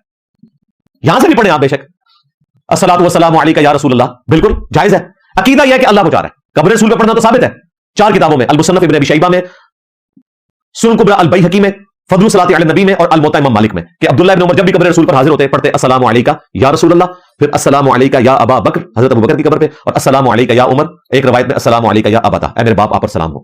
تو ہم یا رسول اللہ کو مانتے ہیں، السلام علیکم یا رسول اللہ کو مانتے ہیں، الصلاۃ والسلام علیکم یا رسول اللہ کو مانتے ہیں، لبیک یا رسول اللہ کو مانتے ہیں. لیکن جیسے ہی آپ کہیں گے المدد، پھر نہیں ہم مانیں گے، کیونکہ ایاک نعبد و ایاک نستعین. بارش کون برساتا ہے؟ اللہ. ڈیوٹی کس کی ہے؟ فرشتوں کی. لیکن اگر آپ فرشتوں سے بارش مانگیں گے تو آپ مشرک ہو جائیں گے. آپ نے بارش کی دعا اللہ سے کرنی ہے. یہ جھگڑا ہی نہیں ہے کہ مولا علی سنتے ہیں یا نہیں سنتے، آخرت کی زندگی میں زندہ ہیں یا نہیں زندہ. یہ جھگڑا نہیں ہے. وہ سنتے بھی ہوں، آخرت کی زندگی میں زندہ ہیں، اس کے باوجود آپ مدد کے لیے انہیں نہیں پکار سکتے. پکارنا آپ نے اللہ کو ہے. اور اگر خدا نہ خواستہ آپ نے اللہ کے ساتھ کسی اور کو مدد کے لیے پکارا، مطلقاً پکارنا کوئی مسئلہ نہیں ہے، مدد کے لیے پکارنا شرک ہے. اگر آپ نے مدد کے لیے پکارا تو یہ آپ نے ڈیوینٹی میں کلیم کر دیا، گویا کہ الہ مان لیا. یہ شرک ہے. ثبوت امن یجیب المضطر اذا دعاہ ویکشف السوء ویجعلکم خلفاء الارض الہ مع اللہ. بھلا بتاؤ تو کون ہے جو مصیبت اور اضطراب میں گھرے ہوئے شخص کی فریاد کو سنتا ہے اور تم سے تمہاری تکلیف کو دور کرتا ہے اور تمہیں اگلوں کا خلیفہ کرتا ہے، تمہارے ماں باپ کے مرنے کے بعد تم، تمہارے مرنے کے بعد تمہاری اولاد. الہ مع اللہ، کیا اللہ کے ساتھ کوئی اور معبود بھی ہے جس کی یہ کوالٹیز ہوں؟ قلیلا ما تذکرون، بہت کم ہی تم نصیحت حاصل کرتے ہو. سورۃ النمل کی اس آیت میں اللہ تعالیٰ نے واضح فرما دیا کہ جس نے یہ عقیدہ رکھا کہ اللہ کے سوا کوئی اور بھی مشکل کشا حاجت روا ہے اس اعتبار سے کہ آپ اس سے دعا مانگ سکیں، تو گویا آپ نے اسی کو اپنا رب مان لیا. بالکل کلیئر عقیدہ. ظاہر اس باب میں آپ مانگیں مدد، وتعاونوا علی البر والتقوى ولا تعاونوا علی الاثم والعدوان، نیکی اور پرہیزگاری کے کاموں میں ایک دوسرے کی مدد کرو، برائی کے کاموں میں نہ کرو. جی امی سے روٹی نہ مانگو، مانگو بھائی، مری ہوئی امی سے نہیں کو مانگتا، زندہ امی سامنے موجود ہے. غوث پاک بھی سامنے موجود ہو تو آپ ان سے کہہ سکتے ہیں کہ جی پانی پلا دیں، ثواب کا کام ہے، کریں گے، ظاہر اکڑیں گے تو نہیں. لیکن غوث پاک اگر قبر میں اور آپ کہہ رہے پانی پلا دو، نہیں پلا سکتے بھائی. دعا خاص اللہ کے ساتھ خاص. اس ٹاپک کو میں بارہا کئی ویڈیوز میں کلیئر کر چکا ہوں. یہ کہتے ہیں ہم تو اسباب کے طور پہ بزرگوں کو، اسباب کے طور پہ اگر پکارتے ہو تو پھر جا کے اللہ کے بندو داتا دربار یا غوث پاک کے دربار کے باہر جو ہے وہ خالی ٹرالی کھڑی کیا کرو اور ان کو کہو کہ ذرا اینٹیں آپ لوڈ کروا دینا. اسباب میں تو وہاں جو بندہ سامنے موجود ہے وہ تو لوڈ کروا دے گا. تو اسباب یہ کہاں سے ہوئے؟ یہ آپ دعا مانگ رہے ہیں اور یہ اللہ تعالیٰ کے ساتھ خاص ہے. اور اگر اسباب میں دیکھا جائے تو سورج سے بڑا کوئی مشکل کشا نہیں ہے. سورج کی وجہ سے بارشیں ہوتی ہیں، ہوائیں چلتی ہیں، موسم بدلتے ہیں، غذا تیار ہوتی ہے. اس غذا کو خواہ وہ کھیتیوں کی شکل میں ہو، پھلوں کی شکل میں ہو، جانور کھاتے ہیں، جانوروں کو ہم کھاتے ہیں. ہماری زندگی اگر کسی ایک مشکل کشا کے اوپر ڈیپینڈنٹ ہے نا، جو ظاہری اسباب میں اللہ نے اسے ہمارا مشکل کشا بنایا، ظاہری اسباب میں وہ سورج ہے. یہ پانی بھی مشکل کشا سورج کی وجہ سے. اگر سورج نہ ہوتا تو سمندروں کا پانی ویپریٹ ہو کے گلیشیئرز کی فارم میں نہ سٹور ہوتا اور وہاں سے دریا نہ چلتے، اور زمین کے نیچے بھی دریا جو چلتے ہیں وہ بھی اسی کی وجہ سے، وہ بھی سورج کی تپش کی وجہ سے پگھلتے ہیں اور ہم اس پانی کو استعمال کرتے ہیں. اور دیکھیں اللہ کا کمال کہ وہ پانی ویپریٹ ہوتا ہے، نمک وہیں رہ جاتا ہے. اس لیے سمندر کا پانی نمکین ہوتا ہے، کیونکہ نمک جو ویپریٹ نہیں ہوتا، پانی ویپریٹ ہوتا ہے اور وہ پانی میٹھا بن کے واپس آتا ہے. ادروائز یہ پانی نمکین ہو جائے تو نمکین پانی تو آپ پی نہیں سکتے، موت ہو جائے گی انسان کی. تو سورج کو تو کسی نے نہیں مدد کے لیے پکارا، جو اصل میں غوث پاک ہے. ہاں ظاہری اسباب میں غوث پاک کا بھی غوث پاک جو ہے وہ سورج ہے. سورج نہ ہو تو غوث پاک زندہ نہیں رہ سکتے. غوث پاک نے روٹی کھانی ہے تو کہاں سے آئے گی بھائی؟ سورج کی وجہ سے. تو ہمیں کبھی وہاں بھی نہیں آیا کہ سورج کو کبھی مدد کے لیے پکارے. یار سب سے بڑا تو وہ تھا.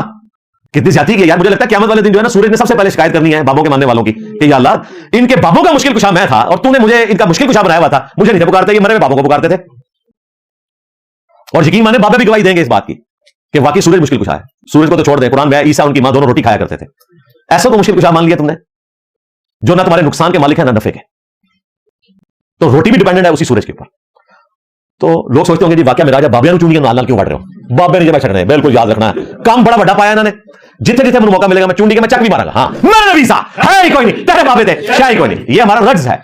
ये बाबे जो है वो दीन मोहम्मदी के दुश्मन है सल्लल्लाहु अलैहि वसल्लम। अब नया वर्जन आया मार्केट में जी, और जी साहब हमारे साथ आप ना समझौता कर ले, हम जो है इस चीज की गवाही देते हैं कि बाबों ने ये सब कुछ नहीं किया था, ठीक है, और आप बाबों को बुरा कहना छोड़ दें। मैंने कहा बिल्कुल मैं तैयार हूं, लेकिन एक शर्त के साथ, जिन जिन लोगों ने उन बाबों का दिफा किया ना उनको भी तुमने बुरा कहना है। यानी चिश्ती रसूलुल्लाह को अगर आप कहेंगे कि मोइनुद्दीन चिश्ती से साबित नहीं है अल-मुतवफ़्फ़ा 633 हिजरी, तो इस पे सिर्फ मैं मोइनुद्दीन चिश्ती साहब की बुजुर्गी का कायल नहीं होगा। हाँ आपने फिर मानना है कि सबा सनाबिल वाले बाबा जी जो आला हज़रत के बाबा जी हैं वो भी गलत, और ये गलत तो मैं हल्का लफ्ज बोल रहा हूं, वही वाली गालियां जो हमारे बाबा जी खादम रिजवी साहब दिया करते थे। हाँ, और उसके बाद आला हज़रत दिफा करके वो भी फारिग, फिर मेलिया साहब भी दिफा करके फारिग, अशरफ थानवी साहब भी फारिग, फिर मेरा कंप्रोमाइज होगा, इससे नीचे नहीं होगा। ये तो हो नहीं सकता कि आप हमसे वो बात मनवा लें और खामखा अपने बाबों को बचाने की खातिर। तो मुझे लगता है ये एग्रीमेंट शायद ना ही कामयाब हो, क्योंकि अगर उन्होंने उन बाबों को कुछ कहा ना तो वो खुद बाहर नहीं निकल सकते, क्योंकि उनके मानने वाले करोड़ों में। बाबों का इलाज जो है वो तसल्ली बख्श इलाज जो है जेल अकेडमी में किया जाता है अल्हम्दुलिल्लाह। अच्छा, ये आखिरी 2 पॉइंट जो है वो बहुत क्रिटिकल है दीदारे इलाही से मुतालिक, जो बोन ऑफ कंटेंशन भी है, और ये इतना मुश्किल टॉपिक है कि इसके बारे में लोग पूछते रहते हैं, उन्हें कुछ क्लियर नहीं होता। तो मैं इंशाअल्लाह ताला कोशिश करूंगा कि 20-25 मिनट में इस चैप्टर को क्लोज करके आपकी पर्चियों की तरफ आऊं, लेकिन एक दफा दुरूशी पढ़ लें। अल्लाहुम्मा सल्ली अला मुहम्मद व अला आलि मुहम्मद व अस्हाबि मुहम्मद व अज़वाजि मुहम्मद व उम्मति मुहम्मद अजमईन इला यौमिद्दीन आमीन। इल्मी पॉइंट नंबर 4, दुनिया में अल्लाह ताला का दीदार ये नामुमकिन है कि कोई शख्स ये दावा करे कि मैंने अल्लाह को देखा है। बाबे जो देखते हैं इन बेचारों का ज़हनी तवाज़ुन का मसला है, को छोड़ दें, हम आपको दीनी बात बता रहे हैं। सूरह अन-नाम में अल्लाह ताला ने वाज़ेह फरमाया, ला तुदरिकुहुल अबसार व हुवा युदरिकुल अबसार, आंखें उसका इहाता नहीं कर सकती और वो आंखों को भी घेरे हुए है, यानी हर इंसान को वो घेरे हुए है, तमाम मखलूकात को घेरे हुए है। फिर सूरह अल-अराफ में वो मशहूर वाकया कि मूसा अलैहिस्सलाम ने कोहे तूर पर मुलाकात के दौरान जब फ्रैंकनेस बढ़ गई तो फिर ख्वाहिश का इजहार किया कि ऐ मेरे रब, मेरी ख्वाहिश है कि मैं तुझे देखना चाहता हूं। तो अल्लाह ताला ने इसके जवाब में क्या फरमाया था, लन तरानी, तू मुझे कभी भी नहीं देख सकता। हां, पहाड़ की तरफ देख, उस पर मैं अपनी तजल्ली डालता हूं, अगर तू उसको बर्दाश्त कर सका तो फिर सोचना कि मुझे देख सकता है। कुरान के अल्फाज हैं कि जब पहाड़ पर अल्लाह ताला ने तजल्ली डाली तो इनडायरेक्टली उसको देखने की वजह से, डायरेक्ट अल्लाह को नहीं देखा, उस तजल्ली को देखने की वजह से मूसा अलैहिस्सलाम बेहोश हो गए, और जब होश में आए तो फिर अल्लाह की तरफ रुजू लाए कि बस मैं अब आंदा इस ख्वाहिश का इजहार नहीं करूंगा।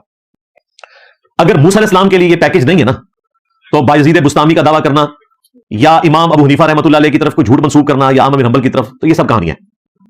सूरह हिज्र में अल्लाह ताला ने फरमाया, वअबुद रब्बका हत्ता यातियकल यकीन, अपने रब की इबादत करते जाओ यहां तक कि तुम यकीन तक पहुंच जाओ, यानी कि मौत तक। यानी अपने रब को आपने बगैर देखे रिस्पॉन्स करना है। इन्नल लज़ीना यख्शौना रब्बहुम बिल गैब लहुम मग़फ़िरतुन व अज्रुन कबीर, जो अपने रब से बगैर देखे डरते हैं उनके लिए मग़फ़िरत और बड़ा अजर है। हाँ, मरने के बाद अल्लाह ने इनाम देना है, लेकिन उससे पहले ये गैब की चीज है। तो अल्लाह ताला फरमा रहा है, वअबुद रब्बका हत्ता यातियकल यकीन, अपने रब की इबादत करो यहां तक कि तुम्हें यकीन आ जाए, और यकीन आएगा मौत के बाद। ये यकीन से मुराद यहां मौत है, क्योंकि सूरह अल-मुद्दस्सिर में आया कि जो लोग क़यामत झुटलाते हैं उनके बारे में अल्लाह ताला फरमाता है कि ये झुटलाते रहेंगे हत्ता अतानल यकीन, यहां तक कि इन्हें यकीन आ जाए, यानी मौत आ जाए, फिर तो इनको पता चल जाएगा आखिरत तो कायम होगी ना। जो सही बुखारी में हदीस है कि अम्मा आयशा कहती है कि नबी इस्लाम का लुआब दहन मुबारक और मेरा लुआब अल्लाह ताला ने उस दिन एक जगह जमा कर दिए, जो रसूलुल्लाह की दुनिया की जिंदगी का आखिरी दिन और आखिरत की जिंदगी का पहला दिन था। यानी अम्मा आयशा दुनिया से जाने ही को आखिरत के सफर का आगाज कह रही है, यानी कब्र की जिंदगी आखिरत की जिंदगी है। वफिल आखिरती हसना में कब्र शामिल है। ये साथ वाकिना अज़ाबल कब्री, वाकिना अज़ाबल हशरी, वाकिना अज़ाबल मीज़ान और पता नहीं क्या कुछ जोड़ते हैं तालीम की कमी की वजह से, और ये सब कुछ आखिरा में है। फिर दुनिया हसना वफिल आखिरती हसना, क्योंकि वो मिसवाक चबा के दी थी सईदा आयशा ने नबी इस्लाम को। पहले नबी इस्लाम ने चबाई तो नहीं चबा सके बीमारी की शिद्दत की वजह से, फिर अम्मा आयशा ने चबाई तो नबी इस्लाम का लुआब दहन उनके मुंह में आया, और फिर जब अम्मा आयशा ने दी तो उनका लुआब नबी इस्लाम के मुंह में चला गया। और अम्मा आयशा इसको फख्र के तौर पर बयान कर रही है, और साथ अकीदा भी क्लियर कर रही है कि दुनिया की जिंदगी का आखिरी दिन और आखिरत की जिंदगी का पहला दिन, यानी मौत आते आखिरत की जिंदगी स्टार्ट। फिर सही मुस्लिम में हदीस है, नबी इस्लाम ने फरमाया कि दज्जाल काना होगा, एक आंख उसकी नहीं होगी, और तुम्हारा रब काना नहीं है, और दज्जाल के माथे पर लिखा होगा काफिर, लेकिन एब्रीविएशन में काफ फा रॉ, अलिफ की तो जरूरत नहीं, क्योंकि काफ के ऊपर खड़ा ज़बर डाल देंगे तो काफिर बन जाएगा, काफ फा रॉ। लेकिन अहले ईमान जो है वो तो जज कर लेंगे, और जो बाबों के मानने वाले हैं वो तो उसको बुजुर्गी मानेंगे। हाँ जी, वो कहेंगे कि सैयदुना दज्जाल के मुंह से अल्लाह बोल रहा है। हाँ हाँ जी, तुम्हारे आला हजरत अगर कहें कि बाजीद के मुंह से अल्लाह बोलता है कि मेरा झंडा मोहम्मद के झंडे से बड़ा होगा, हाँ, तो फिर तुमने उधर भी यही कहना है। बल्कि मुझे लगता है कि बाबों के मानने वालों ने कहना है कि देखें सैयदुना दज्जाल ने मुर्दा जिंदा कर दिया तो हमारे गौसे पाक भी करते थे, ये देखें आज का गौस ये काम कर रहा है। बाबों के मानने वाले फौरन मान लेंगे। हाँ, और जो बाबों के मानने वाले नहीं है, जो कहते हैं कि मेरे नबी सा है ही कोई नहीं, तेरे बाबे थे शाही कोई नहीं, वो नहीं मानने लगे। किधर लिखा है? बुखारी मुस्लिम में लिखा हुआ है जी। एक मोमिन खड़ा होगा और वो दज्जाल कहेगा कि मैं तेरा रब हूं, मुझे मान। वो कहेगा तू झूठा है, तू कज़्ज़ाब है। वो कहेगा मैं तुझे कत्ल करके जिंदा करूंगा। वो उसे कत्ल करेगा, उसके 2 टुकड़े करेगा, उन 2 टुकड़ों के दरमियान चलेगा, पूरी दुनिया देख रही है, फिर जोड़ेगा, जिंदा करेगा कि आप मान ले मैंने देख तुझे कत्ल करके जिंदा कर लिया, तो खुदा की क्वालिटी है। वो बंदा कहेगा तेरे इस अमल ने میرے ایمان میں اضافہ کیا ہے, کیونکہ میرے نبی کی حدیث مجھے پہنچی ہے کہ تو دجال ہے. تو جو کہے گا کہ حدیث میں لکھا ہوا ہے, ہاں وہ بابو کا ماننے والا تو نہیں ہوگا. بابو کا ماننے والا تو وہ ہوگا جو امپریس ہو جائے گا سارے کرتب سے. تو اس لیے میں نے دعویٰ کیا نا کہ دجال کے سامنے وہ کھڑا ہوگا جو کہے گا میرے نبی سا ہے ہی کوئی نہیں, دجال جی تجھی شاہی کوئی نہیں. ہاں انہوں نے تو کہنا سیدنا دجال کے منہ سے اللہ بول رہا ہے, یہ دعویٰ کریں گے. تو نبی اسلام نے کہا کہ کافر لکھا ہوگا لیکن اہل ایمان پڑھ لیں گے. بابوں کے ماننے والے کیا پڑھیں گے یہ نبی اسلام نے نہیں بتایا. میں آپ کو بتا دیتا ہوں, میری اسسمنٹ ہے, ہو سکتا ہے آپ علمی اختلاف کر سکتے ہیں, ہو سکتا ہے وہ کاف سے کش پڑھ لیں, فا سے فیض پڑھ لیں, اور را سے روحانیت پڑھ لیں. اسی لیے بناتے رہیے. اور پھر اسی حدیث میں آگے الفاظ ہے, تم میں سے کوئی شخص اپنے رب عز و جل کو نہیں دیکھ سکتا یہاں تک کہ اسے موت آ جائے. یعنی دنیا کی زندگی میں کوئی شخص اپنے رب کو نہیں دیکھ سکتا, لہٰذا دنیا کی زندگی میں اگر کوئی انسانی صورت میں آ کے خدا ہونے کا دعویٰ کرے تو تم نے نہیں ماننا. اللہ تعالیٰ کبھی دنیا میں اس اعتبار سے ظاہر نہیں ہوگا موت سے پہلے. ویسے تو قرآن میں ہے وجاء ربک والملک صفا صفا, قیامت کے دن اسی زمین پہ جب قیامت قائم ہوگی تو تمہارا رب اور فرشتے کتار در کتار اس زمین پر اتریں گے جیسا کہ اس کی شان کے لائق ہے. لیکن موت سے پہلے یہ منظر آپ نہیں دیکھ سکتے کہ اللہ تعالیٰ زمین پہ اترے جیسا کہ اس کی شان کے لائق ہے. اس کے لیے کوئی ہم تمثیل نہیں بیان کریں گے, نہ اللہ تعالیٰ کے لیے کوئی چہرہ تجویز کریں گے, نہ اس کے لیے کوئی فزیکل اس طرح ہاتھ کا اشارہ کریں گے یا آنکھوں کا اشارہ کریں گے. یہ بھی نبی صاحب نے جو فرمایا کہ اللہ کانا نہیں ہے دجال کانا ہے, تو یہ سمجھانے کی حد تک ہے. اس کی تفصیلات اللہ کے سپرد, یہ متشابہات ہیں. تو تم میں سے کوئی شخص اپنے رب کو نہیں دیکھ سکتا یہاں تک کہ اسے موت آ جائے, موت کے بعد دیکھے گا. تو یہ اس بات کا ثبوت ہے کہ دنیا میں جن لوگوں نے اللہ کو دیکھنے کا دعویٰ کیا ہے وہ جھوٹ پہ مبنی ہے. اور یہ کیا بابوں نے تذکرۃ الاولیاء میں باقاعدہ بایزید بستامی کی معراج لکھی ہوئی ہے. جس طرح ہم نبی اسلام کی معراج مانتے ہیں, وہ کہتے ہیں بایزید بستامی نے بھی معراج کی ہے. بلکہ وہ تو اس سے بھی آگے گیا, ان سے پوچھا گیا عرش کون, ان کا عرش میں. پوچھا گیا کرسی, ان کا میں. میرا خیال ہے پہلے سوال بھی سمجھ آ جانی چاہیے کہ بابا جی تم نے, انہیں نہیں کہا کتابیں بدل گیا, کتابوں کو نہیں بدل گیا. ہاں اور دفاع کر رہے ہیں. وہ پنڈی کے, وہ کالا نہیں میں کہتا, وہ اس کا دوسرا کہتا ہے پنڈی کا کالا, اس نے ویڈیو میں کہا ہے کہ میں تعویل کروں گا کہ بازید کے منہ سے اللہ بول رہا تھا جب اللہ کہہ رہا تھا کہ میرا جھنڈا محمد کے جھنڈے سے بڑا ہوگا. حالانکہ قیامت کے دن اللہ کا جھنڈا تو ہے ہی محمد صلی اللہ علیہ وسلم کے ہاتھوں میں, اور جھنڈا تو ایک ہے شفاعت کا جو نبی اسلام کو ملنا ہے. ہاں آپ آگے کسی کو دیں وہ آپ کی مرضی, لیکن اس میں اس نے یہ بھی بولا کہ محمد اور تمام نبی میرے جھنڈے کے نیچے ہوں گے اور میرا جھنڈا محمد کے جھنڈے سے بڑا ہوگا. ہاں یہ بھی الفاظ ہیں, کدھر نٹ کے جاؤ گے. اور اعلیٰ حضرت نے فتاوی رضویہ میں لکھا کہ میں بھی اس کی تعویل یہی کروں گا کہ اللہ ان کے منہ سے بول رہا تھا. اور کشف مجموع میں داتا صاحب نے بھی لکھا کہ ان کے منہ سے اللہ ہی بولتا تھا جب وہ کہتے تھے سبحانی ما اعظم شانی, میں پاک ہوں میری شان کتنی بلند ہے. 1900 کی کتاب بدلی ہے. اعلیٰ حضرت فوت ہوئے مشکل سے 100 سال ہوئے, 1921 میں فوت ہوئے. آج ہے 11 جنوری 2026. ان کے قلم کی سیاہی بھی خشک نہیں ہوئی, اور باپا جانی پرنٹ کر رہے ہیں ان کی کتابیں, ان کے روحانی بیٹے. اور جو ان کے بگوٹن اولاد ہے بریلی سے, وہ بھی پرنٹ کر رہی ہے کتابیں. فتاوی رضویہ پرنٹ ہو چکا ہے. تو ان لوگوں کے دعوے ہیں کہ جی وہ اللہ تعالیٰ ان کے منہ سے بولتا تھا. بال بازید کہتے ہیں کرسی بھی میں ہوں, پھر وہ رکے نہیں اس پہ, وہ کہتے ہیں کہ میں ہی موسیٰ ہوں, میں ہی عیسیٰ ہوں, میں ہی ابراہیم ہوں, میں ہی محمد ہوں. نعوذ باللہ. پھر بھی نہیں راج ہو سکی, کہنا میں حق ہوں, یعنی اللہ بھی میں ہی ہوں. نعوذ باللہ. یہ بات غلام القادیانی کرے تو وہ دجال, اور یہ کریں تو بزرگ. اور پھر کہتے ہیں جی صاحب سارے بزرگوں نہیں بنتا. بالکل نہیں بنتا جی, میں قطر نہیں بنا گا. ان کو مانوں تو میں اپنے ایمان سے فارغ ہو جاؤں, کیونکہ میرے نبی صاحب ہے ہی کوئی نہیں, تیرے بابے تھے شاہ ہی کوئی نہیں. اتنے بڑے بڑے دعوے, اور پھر ان کو جسٹیفائی کرتے ہو تم لوگ. اور یہ وہ ہیں جن کے بارے میں یہ بھی نہیں کہتے کتابیں بدل گئی ہیں, جسٹیفائی کرتے ہیں. اور آپ کو کہانی کراتے تھے کہ جی اللہ کے لیے تو دیوانگی ہو سکتی ہے, شتہیات ہو سکتی ہیں. ان الحق کہا منصور نے, منصور اگر کہتا نا انا محمد, تو ہم منصور کو بھی کافر ڈکلیئر کرتے, تو میں وہ کر دیتا کہ بازی تو انہیں ڈائریکٹ کیا انا محمد. وہ کر دو, لاؤ فتوا. اس کا فتوا یہ کہ انجینئر 295 سیل لوا دو, لوا کے دیکھ لیجیے نا. ہاں یہ تو دب کے آگے سمجھے, لینٹر پاتا سی نے. دیکھو نا اسلامی نظر آتی کونسل نے فتوا کر دیتا, سب تو اڈائی نہیں دارا مولویاں دا. قرآن بورڈ جس کا کام صرف زبر سے چیک کرنا ہے, انہوں نے جناب فتوا ٹھوک دیتا. سارے مولوی نکلائے 144 فتوے جناب جا کے جمع کرائے کورٹ. دب پائے مارو, میں پھر نکلایا میرا نبی صاحب ہے ہی کوئی نہیں, تیرے بابے تھے کیا ہی کوئی نہیں. دب کے پیج اون ڈرے پے نے. اچھا میرے اندر جانے سے کوئی فرق نہیں پڑتا, اگر میں دوبارہ بھی چلا جاؤں تو کیا یہ تمہارے بزرگوں کے ساتھ جو کچھ میں نے کر دیا ہے یہ ہونا بند ہو جائے گا اور تیز ہو جائے گا پیچھے سے. ہاں بالکل. پھر کشف المحجوب میں باقاعدہ بایزید بستامی کے بارے میں داتا صاحب لکھتے ہیں, سارے یہ تو مانتے ہیں کہ پہلی دفعہ گئے تو کہتے ہیں میں نے کعبہ دیکھا, تو کہتے ہیں میں نے کہا میرا حج نہیں ہوا. دوسری بار گئے تو کہتے ہیں میں نے کعبے کو بھی دیکھا اور اللہ کو بھی دیکھا, خواب میں نہیں بیداری میں. موسیٰ علیہ السلام سے بھی ایک سٹیپ اوپر, نعوذ باللہ. پھر کہتے ہیں میں نے کہا اب بھی حج نہیں ہوا کیونکہ کعبہ بھی دیکھ لیا اور اللہ بھی دیکھ لیا, صرف اللہ کو دیکھوں گا. یہ تو اس قسم کی یہ بیان کرتے ہیں نا. تو تیسری بار جب گئے تو صرف اللہ کو دیکھا, یہ کشف المحجوب کے اندر لکھا ہوا ہے. پھر فضائل اعمال میں شیخ زکریا کاندلوی صاحب اور ہمارے بھولے بھالے وہ بیچارے تبلیغی جماعت والے, بڑا ترس آتا ہے مجھے ان کے اوپر. اب ویسے بہت تبدیلی آ چکی ہے, اب تو سلیکٹو پڑھنا شروع ہو گئے. تبلیغی جماعت میں بہت زیادہ رینیسانس ہو چکا ہے اس پلیٹ فارم کی برکت سے. اس میں وہ لکھا کہ عامر بن نبل کو خواب میں ایک دفعہ اللہ تعالیٰ کی زیارت ہوئی. موسیٰ علیہ السلام کو نہیں ہوئی, سورۃ الاعراف میں آیا کہ تم مجھے نہیں دیکھ سکتے. ہونا چاہیے تھا موسیٰ علیہ السلام کو پیکج دیا جاتا کہ میں نے بعد میں عامر بن نبل کو اور ابو حنیفہ کو زیارت کرانی ہے, تو موسیٰ تو خواب میں زیارت کر لے. میں آپ کو دعوے سے کہتا ہوں موسیٰ علیہ السلام کو خواب کا پیکج آفر ہونا تو لے لینا تھا انہوں نے. آپ کا کیا خیال ہے کہ چلو بیداری میں نہیں ہے تو خواب میں دیکھ لوں. کہتے ہیں جی امام حنیفہ نے 100 دفعہ خواب میں دیکھا. عامر بن نبل کا ذکر ہے جی فضائل اعمال میں, وہ کہتے ہیں جی دیکھا تو پوچھا اے اللہ میں تیرا قرب حاصل کرنا چاہتا ہوں, کس طرح حاصل کروں؟ تو اللہ نے فرمایا قرآن کے ذریعے. اب وہ کہتے ہیں عامر بن نبل نے پوچھا کہ سمجھ کے کہ بغیر سمجھ کے اندازہ کرو, کیونکہ انہیں قرآن سے نا ترجمہ پڑھنے سے چڑ ہے. تو یہ بیچ میں ٹھوک دی بات. حالانکہ عام نمبر کو تو یہ کہنے کی ضرورت نہیں تھی کہ سمجھ کے بغیر سمجھ کے ان کو تو عربی آتی تھی. اس تو لگ رہا ہے کہ انہوں نے آپ بنایا ہوا ہے لوگوں نے دسنا سے کہ بغیر ترجمے دے یاسین پڑھو صبح ہوتے راتی پڑھ لو سورہ ملک, بس تسی قرآن دا حق ادا کر دیتا. عام نمبر کو کہنا سی کہ سمجھ کے بغیر سمجھ کے, وہ تو سمجھ کے پڑھ رہے تھے. تو کہتے ہیں اللہ تعالیٰ نے فرمایا کہ چاہے سمجھ کے پڑھو چاہے بغیر سمجھ کے پڑھو. وہ اللہ جو اپنے نبی کے ذریعے بار بار یہ کہہ رہا ہے کہ قرآن سمجھنے کے لیے ہے. وَلَقَدْ يَسَّرْنَا الْقُرْآنَ لِلذِّكْرِ فَهَلْ مِن مُدَّكِرٍ, ہم نے قرآن کو نصیحت حاصل کرنے کے لیے آسان کر دیا, تو ہے کوئی نصیحت حاصل کرنے والا جو اپنے پیغمبر کو کہہ رہا ہے وَأُوحِيَ إِلَيَّ هَذَا الْقُرْآنُ لِأُنذِرَكُم بِهِ وَمَن بَلَغَ, اے نبی تم فرما دو کہ مجھے قرآن اس لیے وحی کیا گیا کہ اس قرآن کے ذریعے میں تمہیں بھی خبردار کروں اور جن تک یہ دعوت پہنچائے وہ بھی اسی قرآن کے ذریعے لوگوں کو خبردار کرے, آخرت کے ڈر سے سنائے. اور خواب میں اللہ تعالیٰ کہہ رہا ہے کہ جو مرضی کر لو, سمجھ کے بھی بغیر سمجھ کے بھی. سمجھنا اس کی اصل ہے. ویسے اگر کوئی تلاوت کرتا ہے اسے ثواب ملے گا. وہ ترمذی میں حدیث ہے کہ ہر حرف پہ 10 نیکیاں ہیں. میں نہیں کہتا کہ الف لام میم یہ ایک حرف ہے, یہ 3 حرف ہیں. الف الگ سے ہے, لام الگ سے, میم الگ سے, 30 نیکیاں ملیں گی. لیکن اصل مقصد اس کا کیا ہے, اس کو سمجھنا. خیر یہ الگ سے ٹاپک ہے. پھر فضائل حج, شیخ زکریا کاندھلی صاحب نے جو تبلیغی نصاب لکھا اسی کا ایک چیپٹر ہے. اس میں ایک واقعہ لے کے آئے کہ محدث عبد الرزاق جو امام بخاری امام مسلم کے استاد ہیں وہ مسجد نبوی میں 10 دے رہے تھے. سب لوگ ان کا 10 سن رہے تھے. چلو یار میرا درس کوئی سنے نہ سنے فرق نہیں پڑتا. وقت کا سب سے بڑا امام جس کی مصنف عبد الرزاق ہے, یہ دونوں ایک وقت میں مصنف ابن ابی شیبہ اور مصنف عبد الرزاق لکھی گئی, یہ بڑی کتابیں ہیں دونوں صحابہ کے آثار کی اور احادیث کی.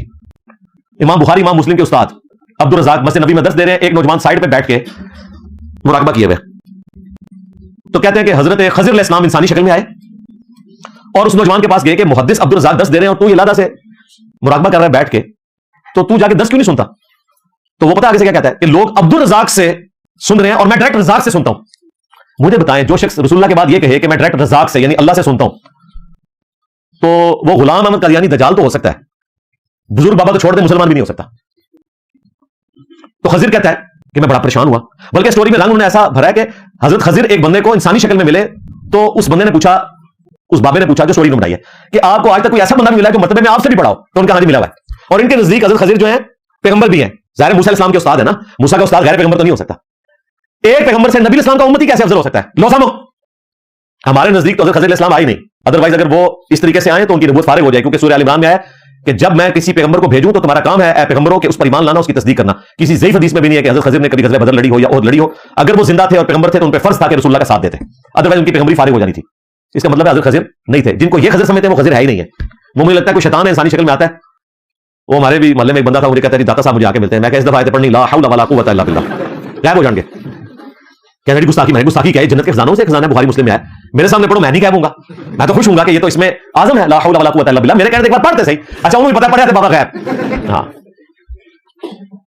تو حضرت خضر نہیں ہے, پتہ نہیں کون آگے ان کو ملتا ہے.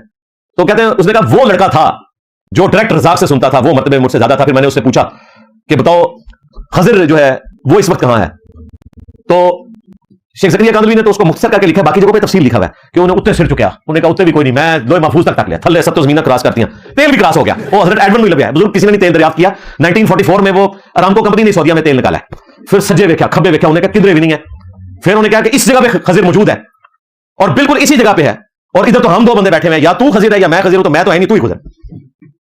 اے جناب مرتبہ ثابت ہو گیا. اور وہ دعویٰ کر رہا ہے ڈائریکٹ میں اللہ سے سنتا ہوں. یہ میں نے آپ کو ذکر کر دیا تاکہ آپ کو کلیئر ہو جائے. قیامت کے دن ہر مؤمن کو انشاءاللہ تعالی جنت میں اللہ کا دیدار نصیب ہوگا الحمدللہ.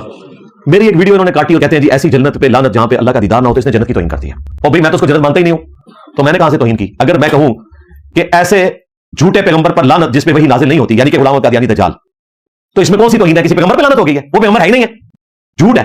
لہٰذا ہم ایسی جنت کو جنت مانتے ہی نہیں جہاں پر اللہ کا دیدار نہ ہو. یہ ساری مشقتیں ہم اس کے دیدار کے لیے تو اٹھا رہے ہیں. جنت کا سب سے بڑا انعام تو اس کا دیدار ہے. سورۃ الملک میں اللہ تعالیٰ نے فرمایا ان الذین یخشون ربهم بالغیب لهم مغفرۃ واجر کبیر. بے شک جو لوگ بغیر دیکھے اپنے رب سے ڈرتے ہیں ان کے لیے مغفرت ہے اور بڑا اجر ہے.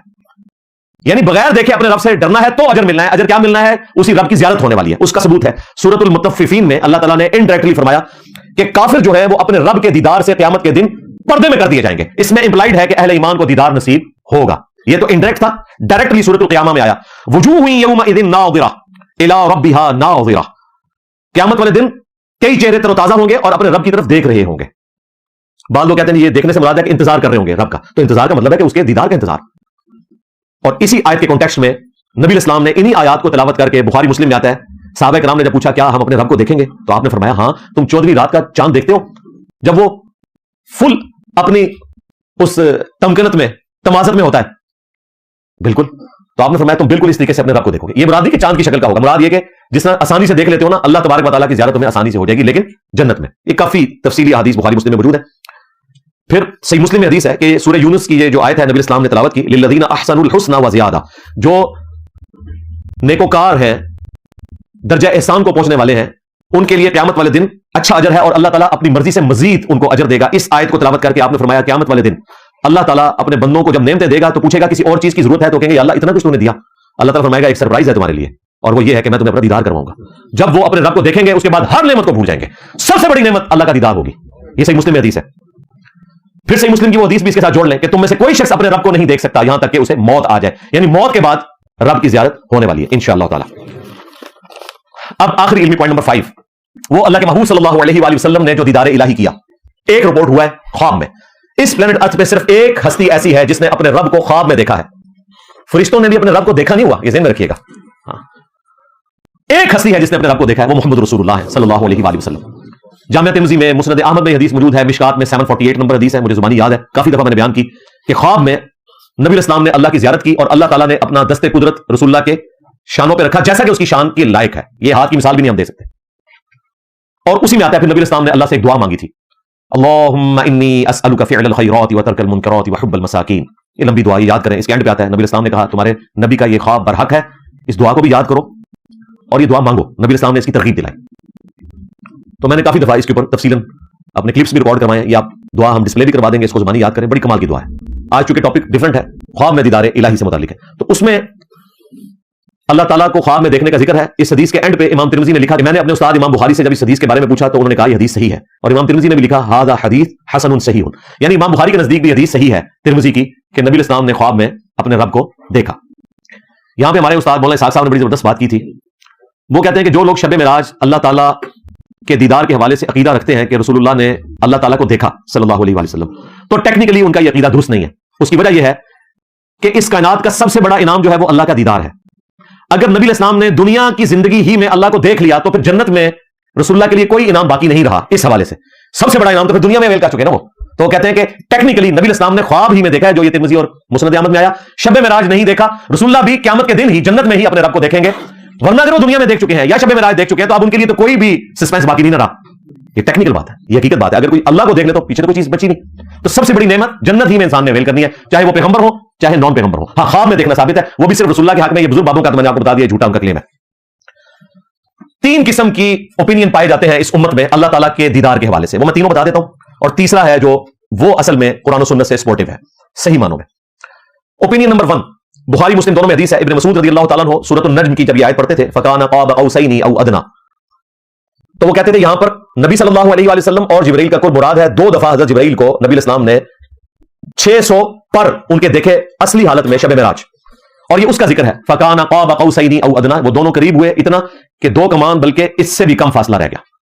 وہ جو ڈاکٹر طارق قادری صاحب بھی وہ کہتے ہیں نا کہ حریم ناز میں آ جاؤ, تو ایسے پریزنٹ کرتے ہیں جیسے کوئی بیٹھک کھولی پھر نبی السلام بیٹھے پھر اللہ تعالیٰ بھی ساتھ آ کے بیٹھ گیا. وہ اس طرح کر کے نا فزیکل بیان کرتے ہیں. تو یہی آیت وہ کوٹ کرتے ہیں. اسی طریقے سے صحیح بخاری میں انس بن مالک کا قول ہے, وہ فکان قاب قوسین او ادنی میں اللہ اور نبی الاسلام کی ملاقات مراد لیتے تھے.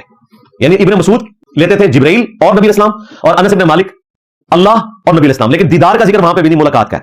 لیکن اس روایت کے اوپر کلام ہے اس حوالے سے کہ امام مسلم نے بھی اس روایت کو نقل کیا شریک بن عبداللہ القاضی سے, اور وہ کہتے ہیں کہ وہ معراج کی جب حدیث بیان کرتا تھا تو اس کو وہم لاحق ہوتا تھا, وہ کم زیادہ کر دیتا تھا.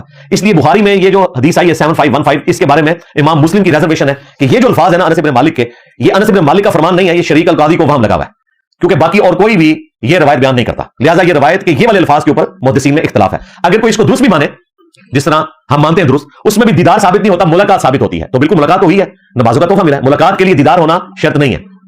حضرت موسیٰ علیہ السلام کی اور اللہ تعالیٰ کی ملاقات نہیں ہوتی تھی کوئی طور پہ, ہوتی تھی نا. وکلم اللہ موسیٰ تکلیما, ایک ہی شخص ہے جس سے اس دنیا میں اللہ نے کلام کیا, وہ موسیٰ علیہ السلام ہے. ہمارے نبی سے بھی آسمانوں پہ کلام ہوا ہے, دنیا میں نہیں ہوا ڈائریکٹ کلام. لیکن موسیٰ علیہ السلام نے کیا اللہ کو دیکھا, لیکن ہم کہتے ہیں موسیٰ علیہ السلام ملاقات کے لیے جاتے تھے, تو ملاقات کے لیے دیکھنا شرط نہیں ہے, یہ میں نے قرآن سے ثابت کر دیا. اور دیکھنے کی خواہش کی تو بے ہوش ہو گئے. 143 نمبر آیت سورۃ الاعراف کی, اور اللہ کی طرف رجوع لائے. صحیح مسلم میں ابن عباس کا قول ہے کہ نبی الاسلام نے 2 دفعہ اللہ کو دیکھا دل کی آنکھوں سے, ان آنکھوں سے نہیں. اور جامعہ ترمذی میں حدیث ہے, جب ایک تابعی نے یہ آیت پڑھی لا تدرکہ الابصار, اور اس کانٹیکسٹ میں اس نے کہا کہ اللہ تعالیٰ کو آنکھیں نہیں دیکھ سکتی, تو ابن عباس آپ جو کہتے ہیں کہ نبی الاسلام نے اللہ کو دیکھا تو انہوں نے کہا دل کی آنکھوں سے دیکھا, یعنی ابن عباس ان آنکھوں سے دیکھنے کے قائل نہیں, لیکن जन्नत में हम इंशाल्लाह इन्हीं आंखों से अपने रब का दीदार करेंगे जैसा कि उसकी शान के लायक है, अल्हम्दुलिल्लाह। अब जी ओपिनियन नंबर 3 आखिरी, जिसके ऊपर आज की ये सारी गुफ्तगू कंक्लूड होनी है। सही मुस्लिम में 2 अहादीस हैं।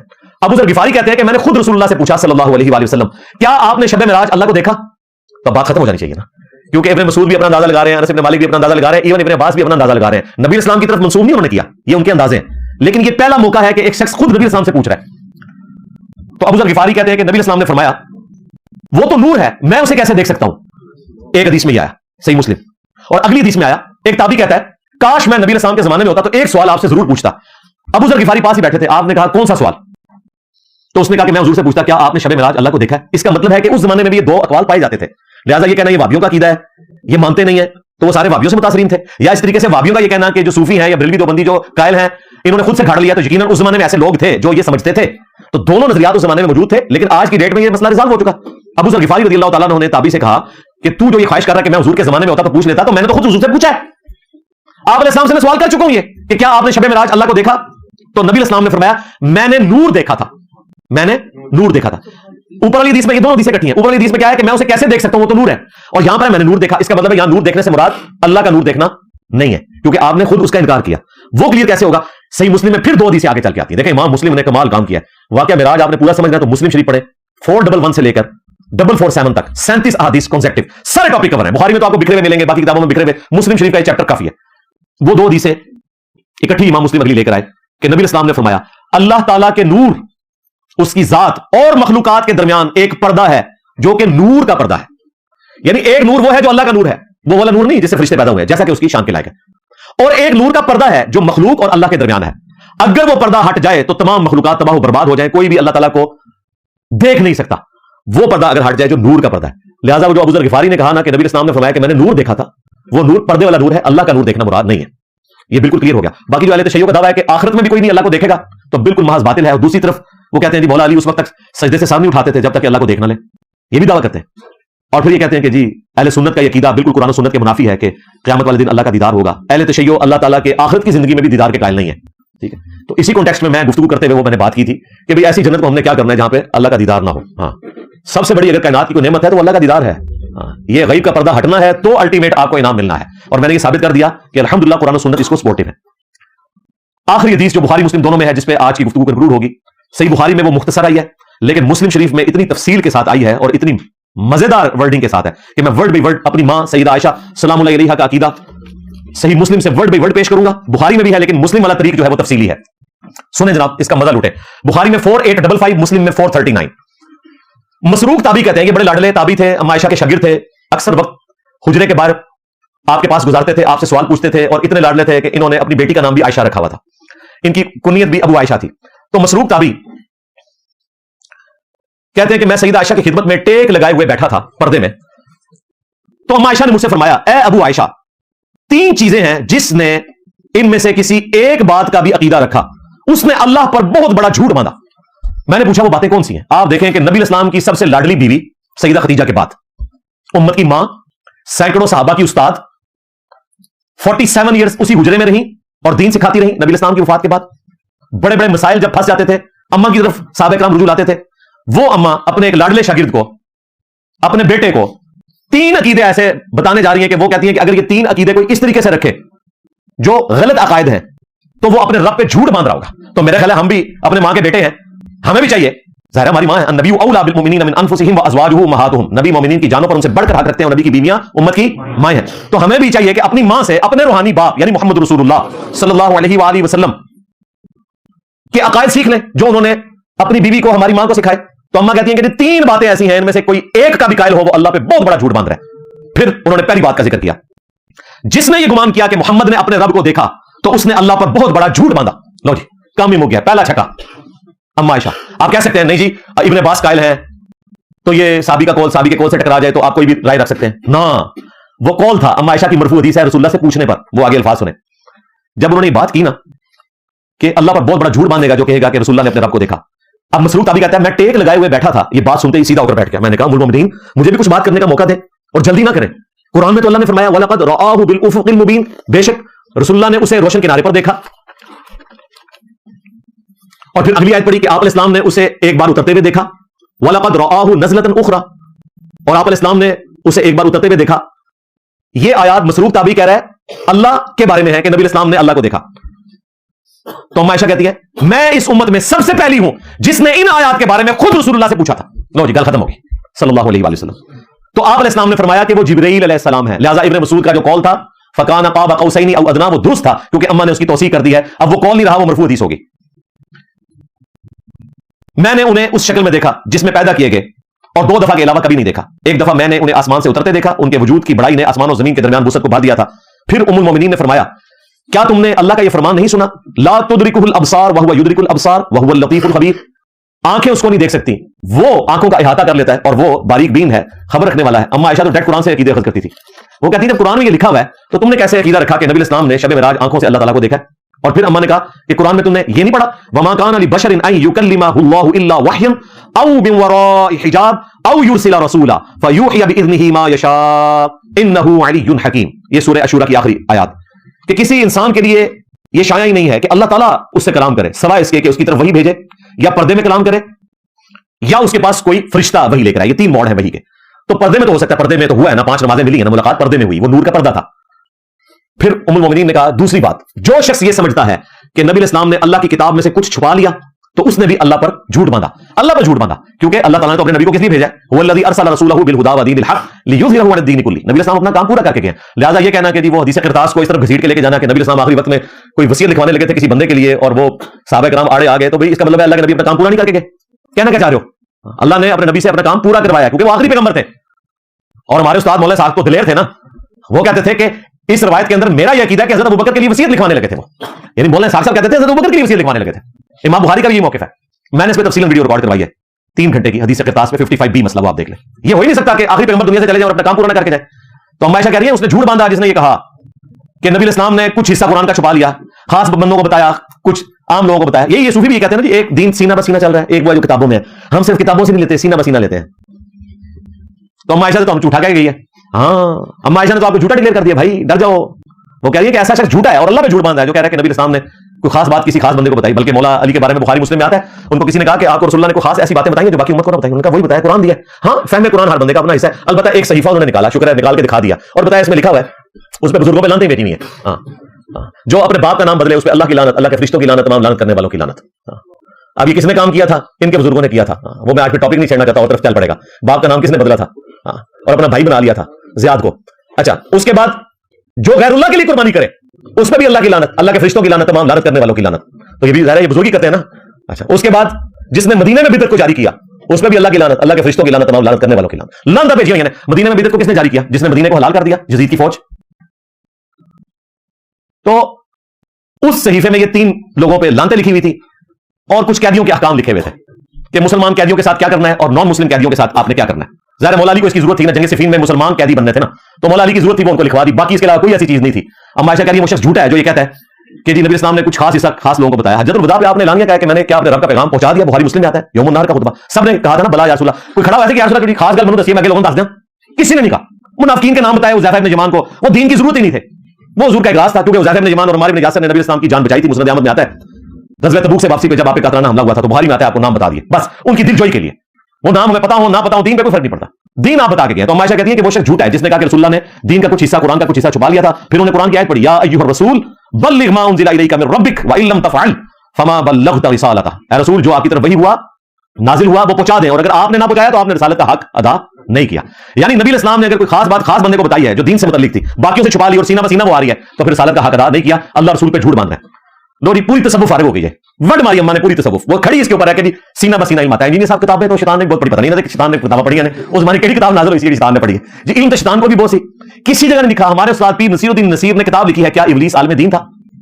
انہوں نے ان جعلی مولویوں کو رگڑا لگایا کہ ابلیس کو عالم کہتے ہو تو جاہل تھا. کہاں لکھا ہوا ہے کہ وہ بہت بڑا عالم تھا, کون گلا. اصل میں یہ علم سے جیلسی کا شکار ہوتے ہیں تو علم والوں سے نفرت کے لیے انہوں نے کہا ابلیس بہت بڑا مولوی سی, وہ پھر تواڈے فرقے دا سی. ہاں اسی فرقے میں بندے ہی نہیں ہیں, تواڈے بڑا سی.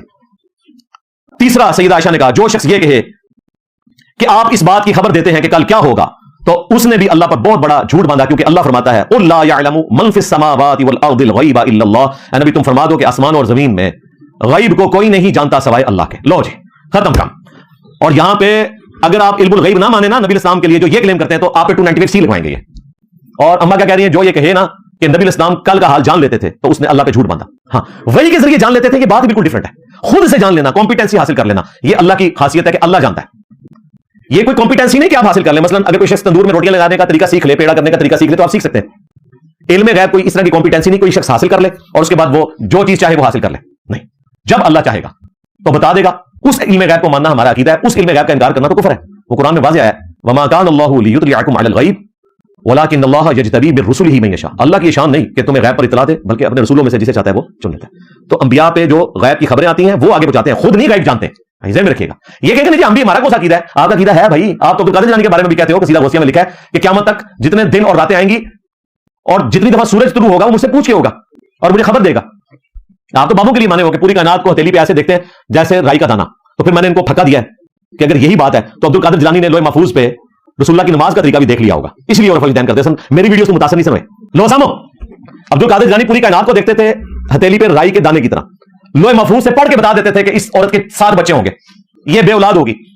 تو لوح محفوظ پہ انہوں نے سب سے پہلے نماز کا طریقہ بھی پڑھا ہوگا نا, اس لیے انہوں نے فلیدین شروع کر دیا تھا. ان کو تو بخاری مسلم پڑھنے کی ضرورت نہیں تھی, اگرچہ انہوں نے بخاری مسلم سے نماز کا طریقہ لکھا ہے. فلیدین رکوع میں جاتے وقت اور رکوع سے اٹھتے وقت علم انہوں نے بخاری مسلم سے ہی حاصل کیا, انہوں نے حوالے دیے ہیں. ایون کشف الماجوب میں بھی بخاری مسلم کے حوالے موجود ہیں. دیکھیں ہمارے بابے وہ ہیں کہ ان کے بابوں کو بھی ہمارے بابوں کو ماننا پڑتا ہے. ہم ان بابوں کو مانتے ہیں جو کتابوں کو مانتے ہیں. ہاں تو ہم بابا لیس نہیں ہیں, ان کے بابوں کو نہیں مانتے. ہمارے بابوں کے بغیر تو یہ بابے نہیں چل سکتے. تو ان بابوں نے بھی اپنی کتابوں میں انہی کتابوں کے ریفرنس دیے ہوئے ہیں. کنٹریبیوشن ان لوگوں کی ہے جن کی حدیث کی کتابیں, اور آپ کو یہ کہتے تھے جو فلیدین شروع کرتا ہے وہ قادیانی ہو جاتا ہے. یہ گالی رکھی ہوئی تھی. تو میں نے آگے بتایا قادیانی تو حنفی ہیں, ان کے بھائی ہیں, حنفی بریلوی, حنفی دیوبندی, حنفی قادیانی. عقیدے میں نہیں میں بریلوی دیوبندی کو قادیانی کہہ رہا, فقہ میں ہے یہ حنفی, جس طرح کے قادیانی بھی حنفی ہیں. ان کے تو نام نہاد خلیفہ کی ویڈیو ہے کہ ہم حنفی ہیں. لہٰذا یہ گالی ہمارے اسٹوڈنٹس کو دینا, یہ قادیانی ہم تو بخاری مسلم کے طریقے کے مطابق جو نبی اسلام کا طریقہ انہوں نے بتایا, نماز پڑھتے ہیں رکوع میں جاتے وقت اور رکوع سے اٹھتے وقت فلیدین, اور تمہارے غوث پاک نے بھی غنیت الطالبین میں یہی طریقہ لکھا. اور آپ کہتے ہیں وہ غوث پاک عبد القادر جیلانی اور تھے اور یہ والے عبد القادر جیلانی اور بابا ہی بدل لیا. پہلے کتابیں بدل لی, بابا ہی بدل گئے. اندازہ کرو. اور عبد القادر جیلانی سے بھی پہلے, ان سے بھی بڑے بزرگ امام غزالی نے کہ سعادت میں نماز کا یہی طریقہ لکھا ہوا ہے. اپنے بابوں کو بھی نہیں مان رہے, اور یہ والے آپ کے لیے ہیں, ہمیں کوئی غرض نہیں. ہمارے لیے تو کوئی یہ چیز امپورٹنس ہی نہیں رکھتی. بلکہ میں تو اس سے اگلی بات کرتا ہوں کہ شیخ عبد القادر جیلانی نماز بھی پڑھتے تھے یا نہیں پڑھتے تھے, مجھے اس سے بھی کوئی غرض نہیں, کیونکہ اس میں مرزوب ہو, مرزوب نماز ہی نہ پڑھتے تو ان کے نزدیک وہ بزرگ ہوتے ہیں. ہمیں سے کوئی غرض نہیں امام غزالی نماز پڑھتے تھے یا نہیں پڑھتے تھے. ہمیں تو اس سے غرض ہے کہ نبی اسلام نے ہمیں نماز کا حکم دیا, بخاری مسلم میں نماز کا طریقہ یہ لکھا ہوا ہے. تمہارے لیے تمہارے بزرگوں کے حوالے ہم دے دیتے ہیں, ہمیں ان بزرگوں کی کوئی حاجت نہیں ہے. تمہارے بزرگ ہیں, ہم کہتے ہیں 1/11 کے اوپر نہ کبھی غوث پاک کی کتاب سے نماز کا طریقہ بھی بتا دو. ہاں جاتے ہوئے ایک بروشر دو. یہ جو بروشر بانٹتے ہیں انہوں نے میرے اوپر قادیانیت کا الزام لگاتے ہیں, اس کی بجائے نا ایک دفعہ فوٹو کاپی کرا کے نماز کا طریقہ 11ویں کے ساتھ نا الوے کی پلیٹ کے اوپر نا ایک جو ہے نا ایسا کاغذ رکھو جس کی چکنائی بھی اس کے ساتھ ڈسٹرب نہ ہو, اور اس کی رائٹنگ نہ ڈسٹرب ہو, چکنا کاغذ رکھ لو اور وہ گفٹ دو, تاکہ کم از کم عبد القادر جیلانی کی نماز کا طریقہ پڑھ لیں, انہیں پتہ چلے کہ غوث پاک کے نام کے اوپر کیا دھوکہ دیا ہوا ہے اپنے عوام کو. لیکن عائشہ نے یہ عقیدے تینوں بتا دیے, اور اس میں وہ عقیدہ بھی کلیئر ہو گیا دیدار مصطفیٰ صلی اللہ علیہ وآلہ وسلم سے ریلیٹڈ. ابھی بھی بہت ساری باتیں مجھے کرنی تھی, اور اب آپ کو پتہ میں اپنی طرف سے تو 1 گھنٹے کا پروگرام لے کے بیٹھتا ہوں تو پروگرام ہو جاتا ہے 3 گھنٹے کا, اور کس جگہ 3 گھنٹے لے کے بیٹھا تو ہو جائے گا پھر 9 گھنٹے کا. تو کوشش کی ہے میں نے کہ میں مختصر وقت میں ایٹ لیسٹ شب معراج کے حوالے سے آپ کے سامنے ہر چیز رکھ دوں. کتابوں کے حوالے بھی میں نے دے دیے, مشکل مسائل بھی میں نے آپ کو بتا دیے, خود پڑھیں انشاءاللہ تعالی, اور قرآن و سنت کی تعلیمات پر عمل کریں.